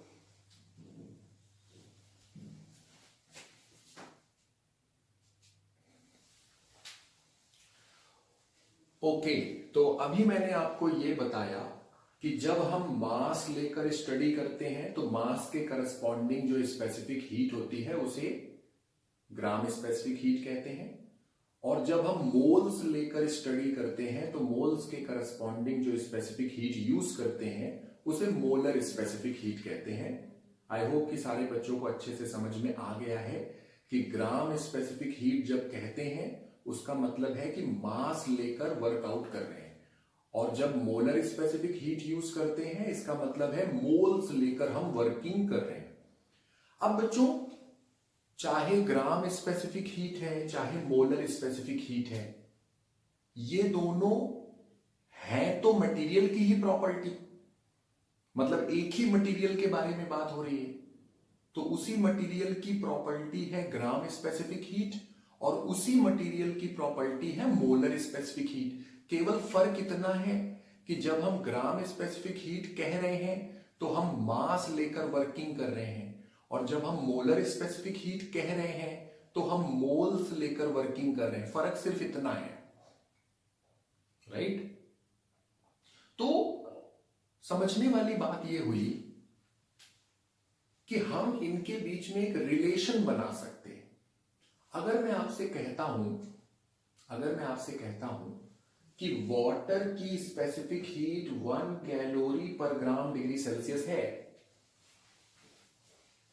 मेरी बात को ध्यान से सुनना, आपको मेरी बात ज्यादा अच्छे से समझ में आएगी अगर ध्यान से सुनोगे, और मैं अगर कोई बात पूछूं तो रिस्पॉन्ड करना, तो ज्यादा अच्छा समझोगे। वाटर की स्पेसिफिक हीट 1 कैलोरी पर ग्राम डिग्री सेल्सियस है। इसका मतलब है 1 ग्राम पानी को 1 डिग्री सेल्सियस अगर गर्म करना है तो 1 कैलोरी हीट लगेगी। यही तो मतलब है ना, 1 कैलोरी पर ग्राम पर डिग्री सेल्सियस। तो 1 ग्राम पानी को 1 डिग्री सेल्सियस गर्म करने में 1 कैलोरी हीट चाहिए। बता सकते हो 2 ग्राम पानी को 1 डिग्री सेल्सियस गर्म करने में कितनी हीट चाहिए? तो 1 ग्राम पानी को 1 डिग्री सेल्सियस गर्म करने के लिए 1 कैलोरी चाहिए। 2 ग्राम पानी को 1 डिग्री सेल्सियस गर्म करने के लिए 2 कैलोरी लगेगा। कॉमन सेंस की बात है ना, क्योंकि 2 ग्राम का मतलब है 1-1 ग्राम 2 बार, इसको कॉमन सेंस कहते हैं। तो मैंने कोई फॉर्मूला नहीं लगाया। 1 ग्राम के लिए 1 कैलोरी यूज हुई थी हीट 1 डिग्री सेल्सियस गर्म करने के लिए।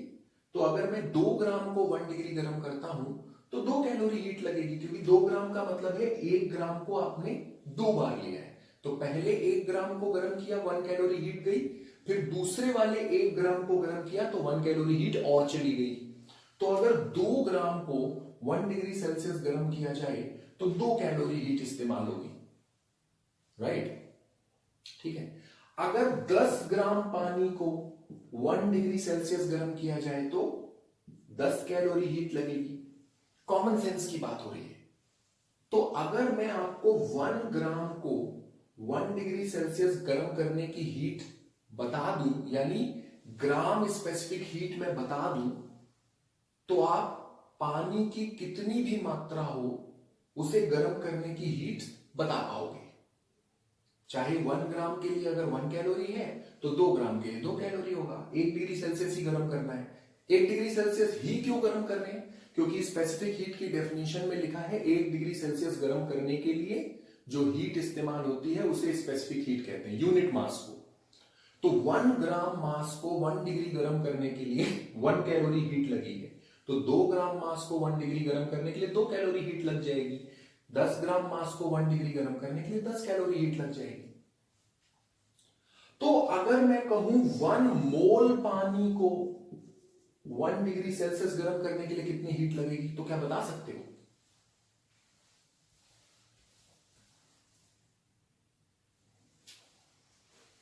सोचो, बता पाओगे? यस, बता लेंगे। हमें सिर्फ ये देखना है कि 1 मोल मतलब कितने ग्राम हुआ, और पता होना चाहिए पानी का जब 1 मोल होता है तो वो 18 ग्राम होता है।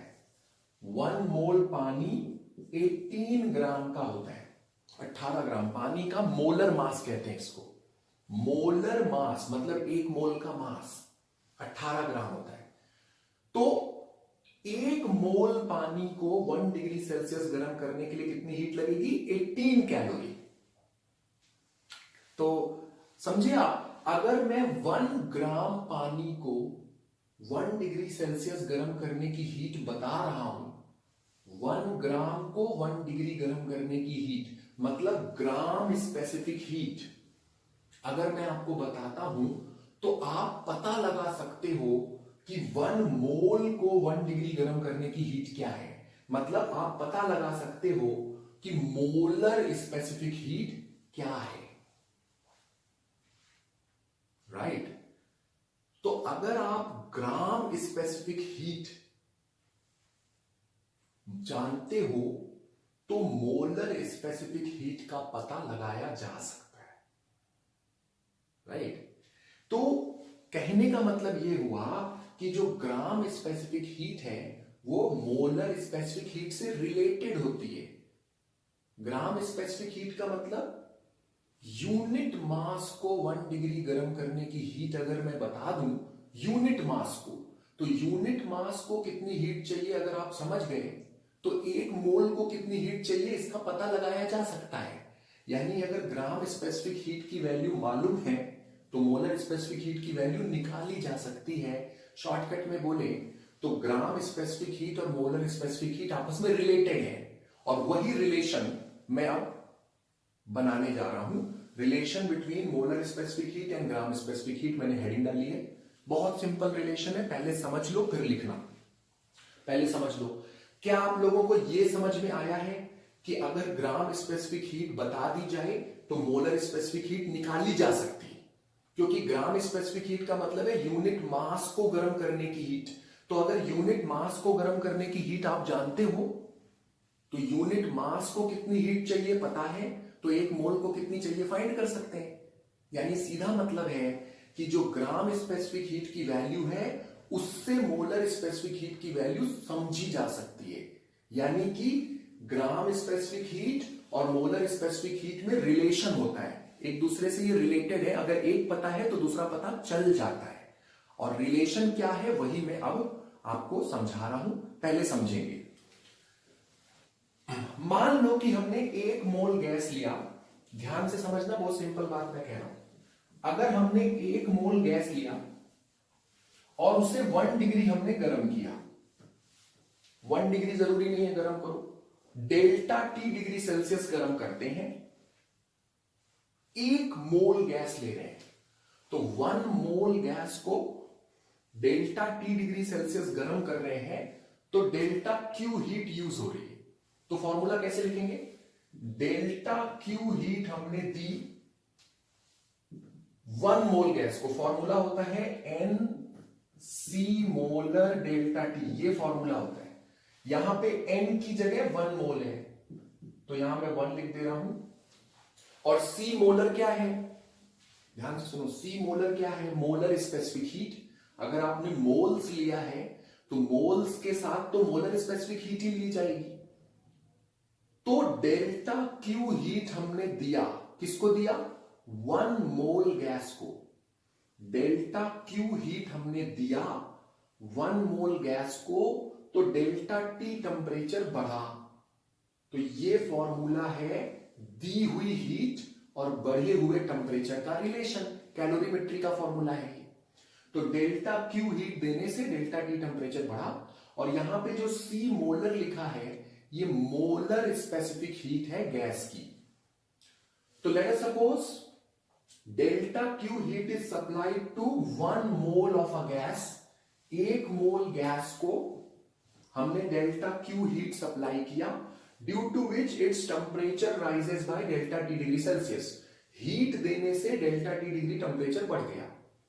If molar specific heat is C molar, molar specific heat को अगर C molar कहा जाए, then we have this relation.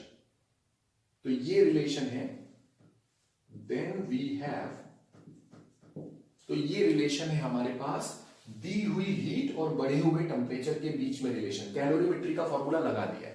तो 1 मोल गैस थी, डेल्टा क्यू हीट देने से डेल्टा टी डिग्री सेल्सियस गर्म हो गई। सी मोलर जो लिखा है ये मोलर स्पेसिफिक हीट को लिखा गया है।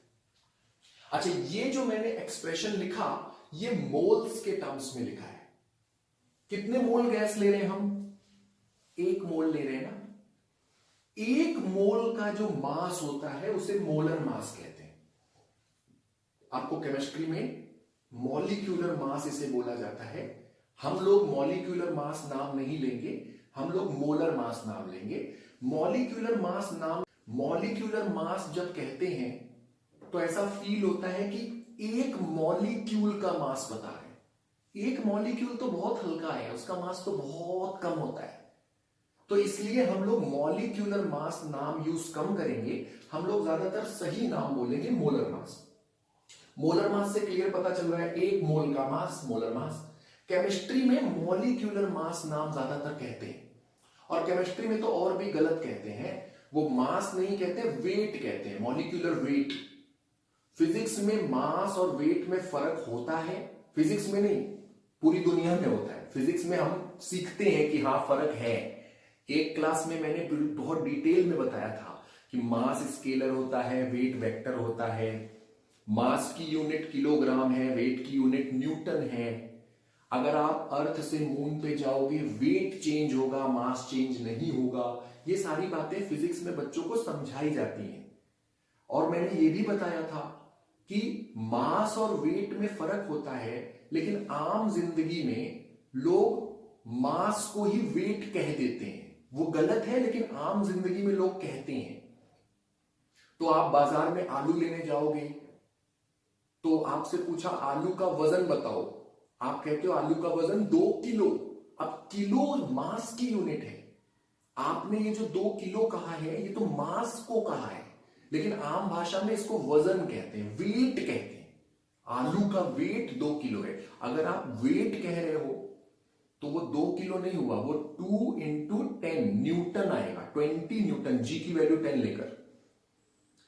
तो आम जिंदगी में मास को ही वेट कह के पुकारा जाता है, लेकिन फिजिक्स में हम लोग बिल्कुल प्रिसाइज बात करते हैं। कोशिश करनी है कि आप गलत शब्द ना बोलें, अगर गलत शब्द बोलोगे तो गलतियां करोगे। तो केमिस्ट्री में मॉलिक्यूलर वेट कहते हैं, वेट तो बिल्कुल ही नहीं कहेंगे, हम मास कहेंगे, क्योंकि वेट और मास में फर्क होता है। और मॉलिक्यूलर मास हम लोग फिजिक्स में नाम इस्तेमाल नहीं करेंगे, हम लोग मोलर मास इस्तेमाल करेंगे। केमिस्ट्री में मोलर मास को ही मॉलिक्यूलर मास कहते हैं। मॉलिक्यूलर मास जब नाम सामने आता है तो आपको ऐसी फीलिंग आती है कि एक मॉलिक्यूल का मास बताया जा रहा है, जबकि ऐसा है नहीं। एक मॉलिक्यूल का नहीं, एक मोल मॉलिक्यूल्स का मास बताया जा रहा है। एक मोल का मतलब एवोगैड्रो नंबर होता है, जानते होंगे आप लोग ये सारी बातें, केमिस्ट्री में सीखा होगा थोड़ा बहुत। तो एक मोल यानी एवोगैड्रो नंबर, एवोगैड्रो नंबर के बराबर मॉलिक्यूल्स ले लीजिए, उनका जो वजन है एवोगैड्रो नंबर के बराबर मतलब एक मोल मॉलिक्यूल्स का जो वजन है, वजन नहीं मास है, उसे मोलर मास कहते हैं। केमिस्ट्री में मोलर मास को ही अक्सर मॉलिक्यूलर मास कहा जाता है। हम लोग मॉलिक्यूलर मास नाम कम लेंगे, हम लोग ज्यादातर मोलर मास लेंगे। मोलर मास ज्यादा सही नाम है, पता ही चल रहा है एक मोल का मास। तो हमने एक मोल गैस लिया था ना, तो एक मोल गैस का जो मास है वो मोलर मास है। तो मान लेते हैं मोलर मास m0 है। तो नाउ इफ मॉलिक्यूलर मास का सही नाम होता है molar mass of the gas is m0। तो अगर हम मोलर मास m0 मान रहे हैं, मतलब एक मोल का जो मास है वो m0 माना जा रहा है, हमने एक मोल गैस ही लिया हुआ है। तो अभी तक हम कह रहे थे एक मोल गैस को गर्म किया, हम कह सकते हैं m0 mass of the gas को गर्म किया है, क्योंकि एक मोल का मास तो m0 हो गया, मोलर मास। तो अभी तक हम कह रहे थे 1 मोल को गर्म किया, अब हम कह देते हैं m0 मास को गर्म किया, क्योंकि 1 मोल का मास ही मोलर मास है। तो अगर हम मास के टर्म्स में इसी इक्वेशन को लिखेंगे तो पहले एक मोल गैस को गर्म किया ऐसा बोल रहे थे, अब क्या बोलेंगे m0 मास हमने लिया है गैस का और उसको डेल्टा क्यू गर्म किया, डेल्टा क्यू हीट दिया तो डेल्टा टी टेंपरेचर बढ़ा। तो जो ऊपर लिखा है स्टेटमेंट उसी चीज को दोबारा मास के टर्म्स में कहा जा रहा है। तो ऊपर लिखा है एक मोल गैस को गर्म किया था, ये इक्वेशन हमने लिखी थी, एक मोल मतलब मोलर मास। तो नीचे मैं लिख रहा हूं कि m0 mass of gas is taken and heated. तो if molar mass of gas is m0, अगर मोलर मास m0 सिंबल लिखा जा रहा है, देन हमने एक मोल लिया है। एक मोल मतलब मास of gas taken is m0। एक मोल का जो मास है वही तो मोलर मास है। तो आपने एक मोल लिया है यानी mass of gas taken is m0। अब if the gram specific heat of gas is c gram, then we can write. तो ये जो एक्सप्रेशन है अगर हम इसको मास के टर्म्स में लिखेंगे तो इसी एक्सप्रेशन को देखो कैसे लिखेंगे, डेल्टा क्यू हीट हम दे रहे हैं, अभी तक हम कह रहे थे एक मोल को दे रहे हैं, डेल्टा क्यू एक मोल को दे रहे हैं, लेकिन अब हम कह रहे हैं कि जो डेल्टा क्यू हीट है वो m0 mass of the gas को दे रहे हैं। तो एक मोल की जगह अब हम m0 मास कहेंगे, और जब मास ले रहे हैं तो मास के साथ जो स्पेसिफिक हीट यूज होगी वो ग्राम स्पेसिफिक हीट यूज होगी, और डेल्टा क्यू हीट दी है तो डेल्टा टी टेंपरेचर बढ़ाएगा। मैं चाहता हूं आप लोग बड़े ध्यान से इस बात को समझें, ये दोनों इक्वेशन सेम है, इसको समझिए, ये दोनों इक्वेशन सेम है, बस ऊपर वाली इक्वेशन में हम मोल्स के टर्म्स में कह रहे हैं, नीचे वाली में हम मास के टर्म्स में कह रहे हैं, पर हम बात एक ही सिचुएशन की कर रहे हैं। डेल्टा क्यू हीट हमने दिया है गैस को, डेल्टा टी टेंपरेचर बढ़ा है, यही चीज नीचे भी है, उसी गैस की बात है। डेल्टा क्यू हीट दिया है, डेल्टा टी टेंपरेचर बढ़ा, उसी गैस की बात है, लेकिन ऊपर मोल्स के टर्म्स में बात को कहा गया है, नीचे मास के टर्म्स में बात को कहा गया है। ऊपर हमने कहा एक मोल गैस को डेल्टा क्यू हीट देने से डेल्टा टी टेंपरेचर बढ़ा, नीचे हमने कहा m0 mass of the gas को डेल्टा क्यू हीट देने से डेल्टा टी टेंपरेचर बढ़ रहा है। तो ये ऊपर वाली इक्वेशन और नीचे वाली इक्वेशन सेम है, सेम सिचुएशन के लिए ये दोनों इक्वेशन लिखी हुई है, और क्योंकि ये दोनों इक्वेशन सेम है तो हम कंपेयर करते हैं, साफ साफ नजर आता है C मोलर की वैल्यू है m0 इंटू C ग्राम। तो ये रिलेशन है मोलर स्पेसिफिक हीट और ग्राम स्पेसिफिक हीट के बीच में। मेरे पास बोर्ड पे जगह नहीं बची है तो मुझे इसको इरेज करना पड़ेगा।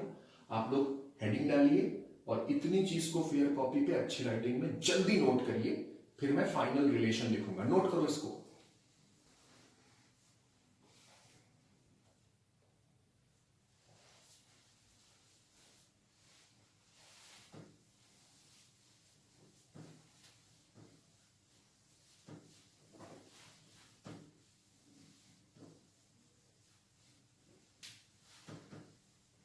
तो ये जो दोनों इक्वेशन है ये सेम है। As above two equations are same, ये दोनों इक्वेशन एक्चुअली सेम है। सो वी गेट, तो इसलिए हमें मिलता है, कंपेयर कर रहे हैं, C molar it is equal to m naught into C gram. C molar is m naught into C gram, compare किया। और आप लिख सकते हो C gram it is equal to C molar divided by m naught. तो ये है बच्चों रिलेशन, किसके बीच में रिलेशन है ये? मोलर स्पेसिफिक हीट और ग्राम स्पेसिफिक हीट के बीच में रिलेशन है। नोट कर लीजिए, सिंपल इन दोनों इक्वेशन को कंपेयर किया है हमने। तो बहुत सिंपल डेरिवेशन था। डेल्टा क्यू हीट हमने दिया, डेल्टा टी टेम्परेचर बढ़ा। फिर से सुनो, डेल्टा क्यू हीट दिया, डेल्टा टी टेम्परेचर बढ़ा। अब ये जो हमने हीट दिया, टेम्परेचर बढ़ा, इस बात को एक बार हमने मोल्स के टर्म्स में लिखा, एक बार मास के टर्म्स में लिखा। एक मोल मतलब मोलर मास के बराबर का मास। तो एक बार मोल्स के टर्म्स में, एक बार मास के टर्म्स में लिखा, कंपेयर किया, रिलेशन आ गया। So simple.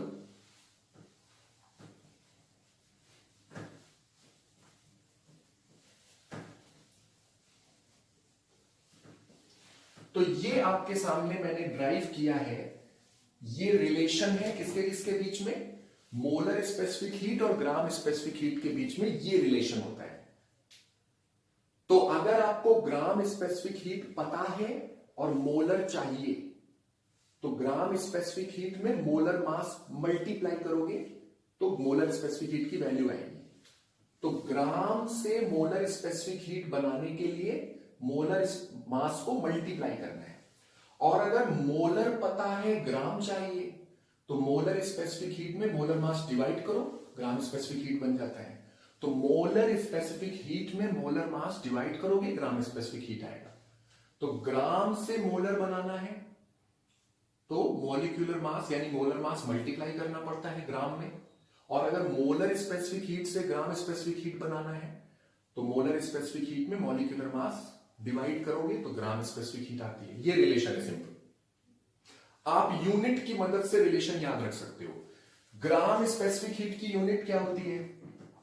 जूल पर किलोग्राम डिग्री सेल्सियस, ये ग्राम की यूनिट होती है। और मोलर की क्या होती है? Joule per mole degree Celsius. तो देखिए, अगर आपको ग्राम स्पेसिफिक हीट से मोलर चाहिए तो इसके डिनोमिनेटर में मास है, तो मास मल्टीप्लाई करो, तो मास की यूनिट कटेगी, क्योंकि मोल जो होता है वो एक नंबर होता है। एक्चुअली मोल कोई ना यूनिट नहीं है, वो एक नंबर है बस। तो किलोग्राम जब कटेगा, यू विल, किलोग्राम हटके यहां मोल हो जाएगा। Mole is a dimensionless quantity, it's just a number actually. तो ग्राम स्पेसिफिक हीट की ये यूनिट है। अगर ग्राम से मोलर बनाना है तो ये किलोग्राम काटना पड़ेगा। किलोग्राम काटने के लिए मॉलिक्यूलर मास मल्टीप्लाई करना पड़ेगा, ऐसे याद रख सकते हो। और अगर मोलर से ग्राम चाहिए तो यहां मोल की जगह किलोग्राम लाना है, तो मोलर मास डिवाइड करो, मोल की जगह किलोग्राम आएगा। तो अगर मोलर से ग्राम चाहिए तो मोलर मास डिवाइड करो, ग्राम से मोलर चाहिए, मोलर मास मल्टीप्लाई करो। तो ये जो रिलेशन है, अगर आप भूल जाते हो तो यूनिट देखकर आप समझ जाओगे कि मोलर मास डिवाइड कब करना है और मल्टीप्लाई कब करना है। यूनिट से याद रखा जा सकता है। बाकी मैंने डेरिवेशन भी बता दिया है, डेरिवेशन भी आसान है। तो अगर भूल जाओ तो जल्दी से एक लाइन में दोबारा भी ड्राइव कर सकते हो। भाई सिर्फ इतनी बात है कि डेल्टा क्यू हीट दिया, डेल्टा टी टेम्परेचर बढ़ा। इस चीज को मोल्स के टर्म्स में लिख दो, मास के टर्म्स में लिख दो, कंपेयर कर लो, रिलेशन आ जाएगा। तो दोबारा भी ड्राइव कर सकते हो। अदरवाइज अगर कोई कंफ्यूजन है कि मोलर मास मल्टीप्लाई कब करना होता है, डिवाइड कब करना होता है, तो यूनिट देखकर आपको याद आ सकता है, इसलिए मैंने ये बात बता दी है। ओके,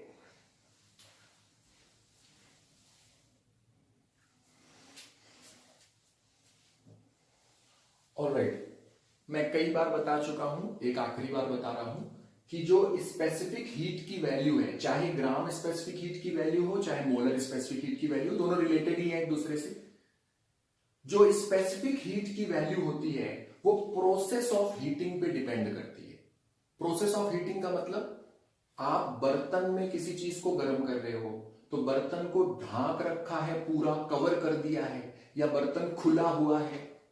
जब बर्तन पूरा कवर है तो वॉल्यूम कांस्टेंट रहेगा, यानी ये कांस्टेंट वॉल्यूम हीटिंग कही जाती है। और अगर बर्तन पूरा खुला है तो ऊपर से एटमॉस्फेयर का प्रेशर आ रहा है, और एटमॉस्फेयर का प्रेशर तो फिक्स ही रहेगा, तो ये कांस्टेंट प्रेशर हीटिंग हो रही है। तो स्पेसिफिक हीट की जो वैल्यू है ये अलग अलग प्रोसेस में अलग अलग होती है। बंद बर्तन में गर्म करोगे तो जल्दी गर्म होगा, यानी स्पेसिफिक हीट कम होगी। खुले बर्तन में ज्यादा टाइम लगेगा गर्म करने में, तो स्पेसिफिक हीट ज्यादा होगी। तो स्पेसिफिक हीट की जो वैल्यू होती है वो प्रोसेस पे डिपेंड करती है, बहुत बार बता चुका हूं। और ये भी मैंने बताया है कि दो प्रोसेस सबसे कॉमन टाइप के हैं। बर्तन को पूरा कवर कर दो, यानी कांस्टेंट वॉल्यूम हीटिंग करो, बर्तन पूरा खोल दो, कांस्टेंट प्रेशर हीटिंग करो। ये सबसे कॉमन टाइप के दो प्रोसेस हैं। अगर कांस्टेंट वॉल्यूम पर हीटिंग कर रहे हैं तो जो स्पेसिफिक हीट है उसे हम specific heat at constant volume का नाम देते हैं। स्पेसिफिक हीट का सिंबल सी होता है, और अगर कांस्टेंट वॉल्यूम है तो इसके नीचे छोटा सा वी लिख देते हैं, सीवी। तो ये जो वी लिखा है इसको देख के पता चलता है वॉल्यूम कांस्टेंट रखा जा रहा है। तो अगर कांस्टेंट वॉल्यूम पे गर्म किया जा रहा है तो स्पेसिफिक हीट को specific heat at constant volume नाम देते हैं। और अगर कांस्टेंट प्रेशर पे गर्म कर रहे हैं, यानी बर्तन को पूरा खोल दिया है फिर गर्म कर रहे हैं, तो स्पेसिफिक हीट को specific heat at constant pressure नाम देते हैं। सिंबल इसका सी, और सी के नीचे सबस्क्रिप्ट में पी लगाते हैं। पी को देख के पता चलता है प्रेशर कांस्टेंट है। तो if heating is done at constant volume, अगर कांस्टेंट वॉल्यूम पर हीटिंग हो रही है, then molar specific heat used is called molar specific heat at constant volume.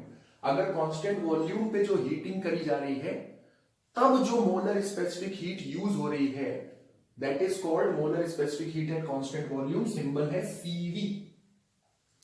If heating is done at constant pressure, अगर constant pressure पे heating किया जा रहा है, then molar specific heat used is called molar specific heat at constant pressure। तो अगर constant volume पे heating हो रही है तो molar specific heat at constant volume नाम देंगे, सिंबल होगा CV। अगर कांस्टेंट प्रेशर पे हीटिंग कर रहे हैं तो molar specific heat at constant pressure नाम देंगे, सिंबल होगा CP। और मोलर वर्ड लिख रहे हैं, इसका मतलब मोल्स लेकर काम कर रहे हैं। अगर मास लेकर काम कर रहे हो तो मोलर वर्ड की जगह ग्राम स्पेसिफिक हीट कहोगे एट कांस्टेंट वॉल्यूम या एट कांस्टेंट प्रेशर। तो अगर कांस्टेंट वॉल्यूम पे हीटिंग हो रही है तो ये फॉर्मूला है, ये वाला फॉर्मूला था ना, NC delta T, number of moles के टर्म्स में, यहां C की जगह CV लेकर चलेंगे।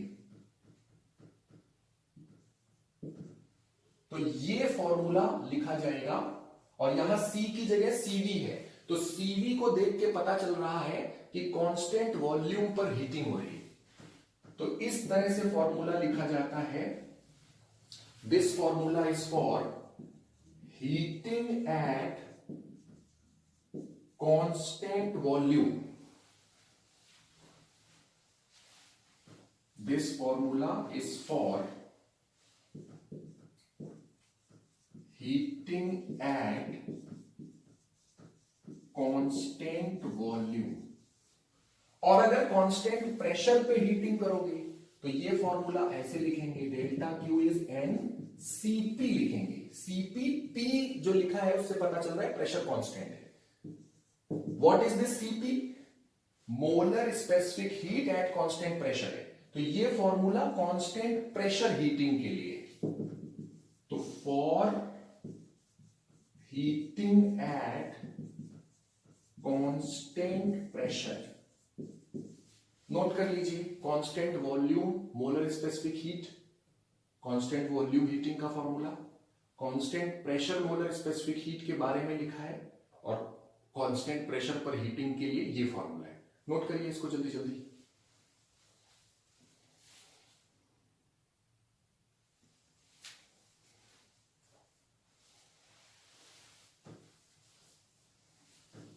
एक और बात बता दे रहा हूं, इसकी जरूरत आगे चल के आपको पड़ेगी, केमिस्ट्री में भी पड़ेगी, फिजिक्स में भी पड़ेगी, तो दोनों सब्जेक्ट में जरूरत पड़नी है। तो जो बताने जा रहा हूं काम की बात है, ध्यान रखना। कांस्टेंट वॉल्यूम पे गर्म करोगे तो जल्दी गर्म होता है मटेरियल। कांस्टेंट वॉल्यूम मतलब बर्तन को कवर करके गर्म करोगे तो जल्दी जल्दी गर्म हो जाता है, पता है ना, ये बात समझा भी चुका हूं। तो कांस्टेंट वॉल्यूम पे जल्दी गर्म होता है, यानी molar specific heat at constant volume छोटी होती है, क्योंकि स्पेसिफिक हीट कम होती है तो इसलिए जल्दी गर्म हो जाता है। स्पेसिफिक हीट का मतलब है ना 1 डिग्री गर्म करने की हीट, तो कम हीट में गर्म हो रहा है, यानी स्पेसिफिक हीट कम है। कांस्टेंट प्रेशर पे ज्यादा हीट लगेगी गर्म करने में, यानी कांस्टेंट प्रेशर वाली स्पेसिफिक हीट ज्यादा होती है। तो किसी भी मटेरियल के लिए generally Cp greater than Cv होता है। कांस्टेंट प्रेशर वाली स्पेसिफिक हीट कांस्टेंट वॉल्यूम वाली स्पेसिफिक हीट से बड़ी होती है। कांस्टेंट वॉल्यूम मतलब बर्तन को कवर करके गर्म करोगे तो आसानी से गर्म होगा, बर्तन को खुला रख के गर्म करोगे तो ज्यादा हीट लगेगी। तो कांस्टेंट प्रेशर वाली स्पेसिफिक हीट बड़ी होती है कांस्टेंट वॉल्यूम वाली स्पेसिफिक हीट के मुकाबले। और अगर आइडियल गैस हो, फॉर आइडियल गैस Cp और Cv का जो डिफरेंस होता है, Cp माइनस Cv, ये R होता है। R, कैपिटल R जो मैंने लिखा है, इसको यूनिवर्सल गैस कांस्टेंट कहते हैं। तो गैस वाले चैप्टर में केमिस्ट्री में ये चीज आपको पढ़ाई जाती है, हो सकता है ऑलरेडी पढ़ाई जा चुकी हो। तो R is universal gas constant. ये relation Cp minus Cv is R काम का रिलेशन है, लेकिन सिर्फ आइडियल गैस के लिए है ये रिलेशन। अगर कहा जाए लिक्विड के लिए, तो लिक्विड के लिए Cp Cv से बड़ा होता है, लेकिन Cp माइनस Cv R नहीं होता है। ये सिर्फ आइडियल गैस के लिए रिलेशन है। तो ये रिलेशंस भी नोट कर लीजिए। आई होप जो मैंने आज सिखाया है वो आपने अच्छे से सीख लिया है, और सीख लिया है एंड दिमाग में आपके रहेगा तभी फायदा होगा। अगर सीखा और भूल गए फिर क्या फायदा। तो आई होप कि सिखाई हुई बातें आप याद रखोगे, इसीलिए मैं आराम आराम से सिखा रहा हूं, हर बात को एक्सप्लेन कर रहा हूं, ताकि मेरे सभी स्टूडेंट्स को हर चीज अच्छे से समझ में आए, और अच्छे से समझ में आएगी तो दिमाग में याद रहेगी, इसके चांसेस ज्यादा हैं। लेकिन फिर भी अगर आप रिवीजन नहीं करोगे तो डेफिनेटली दिमाग से निकलेगी ही बात। इसलिए जब भी मौका मिले रिवाइज कर लेना। जितनी बातें मैंने बताई हैं इन बातों को दिमाग में रखोगे तो क्वेश्चंस फटाफट लगेंगे। तो आज के सेशन को हम लोग यहीं पे खत्म करते हैं। That's all for today.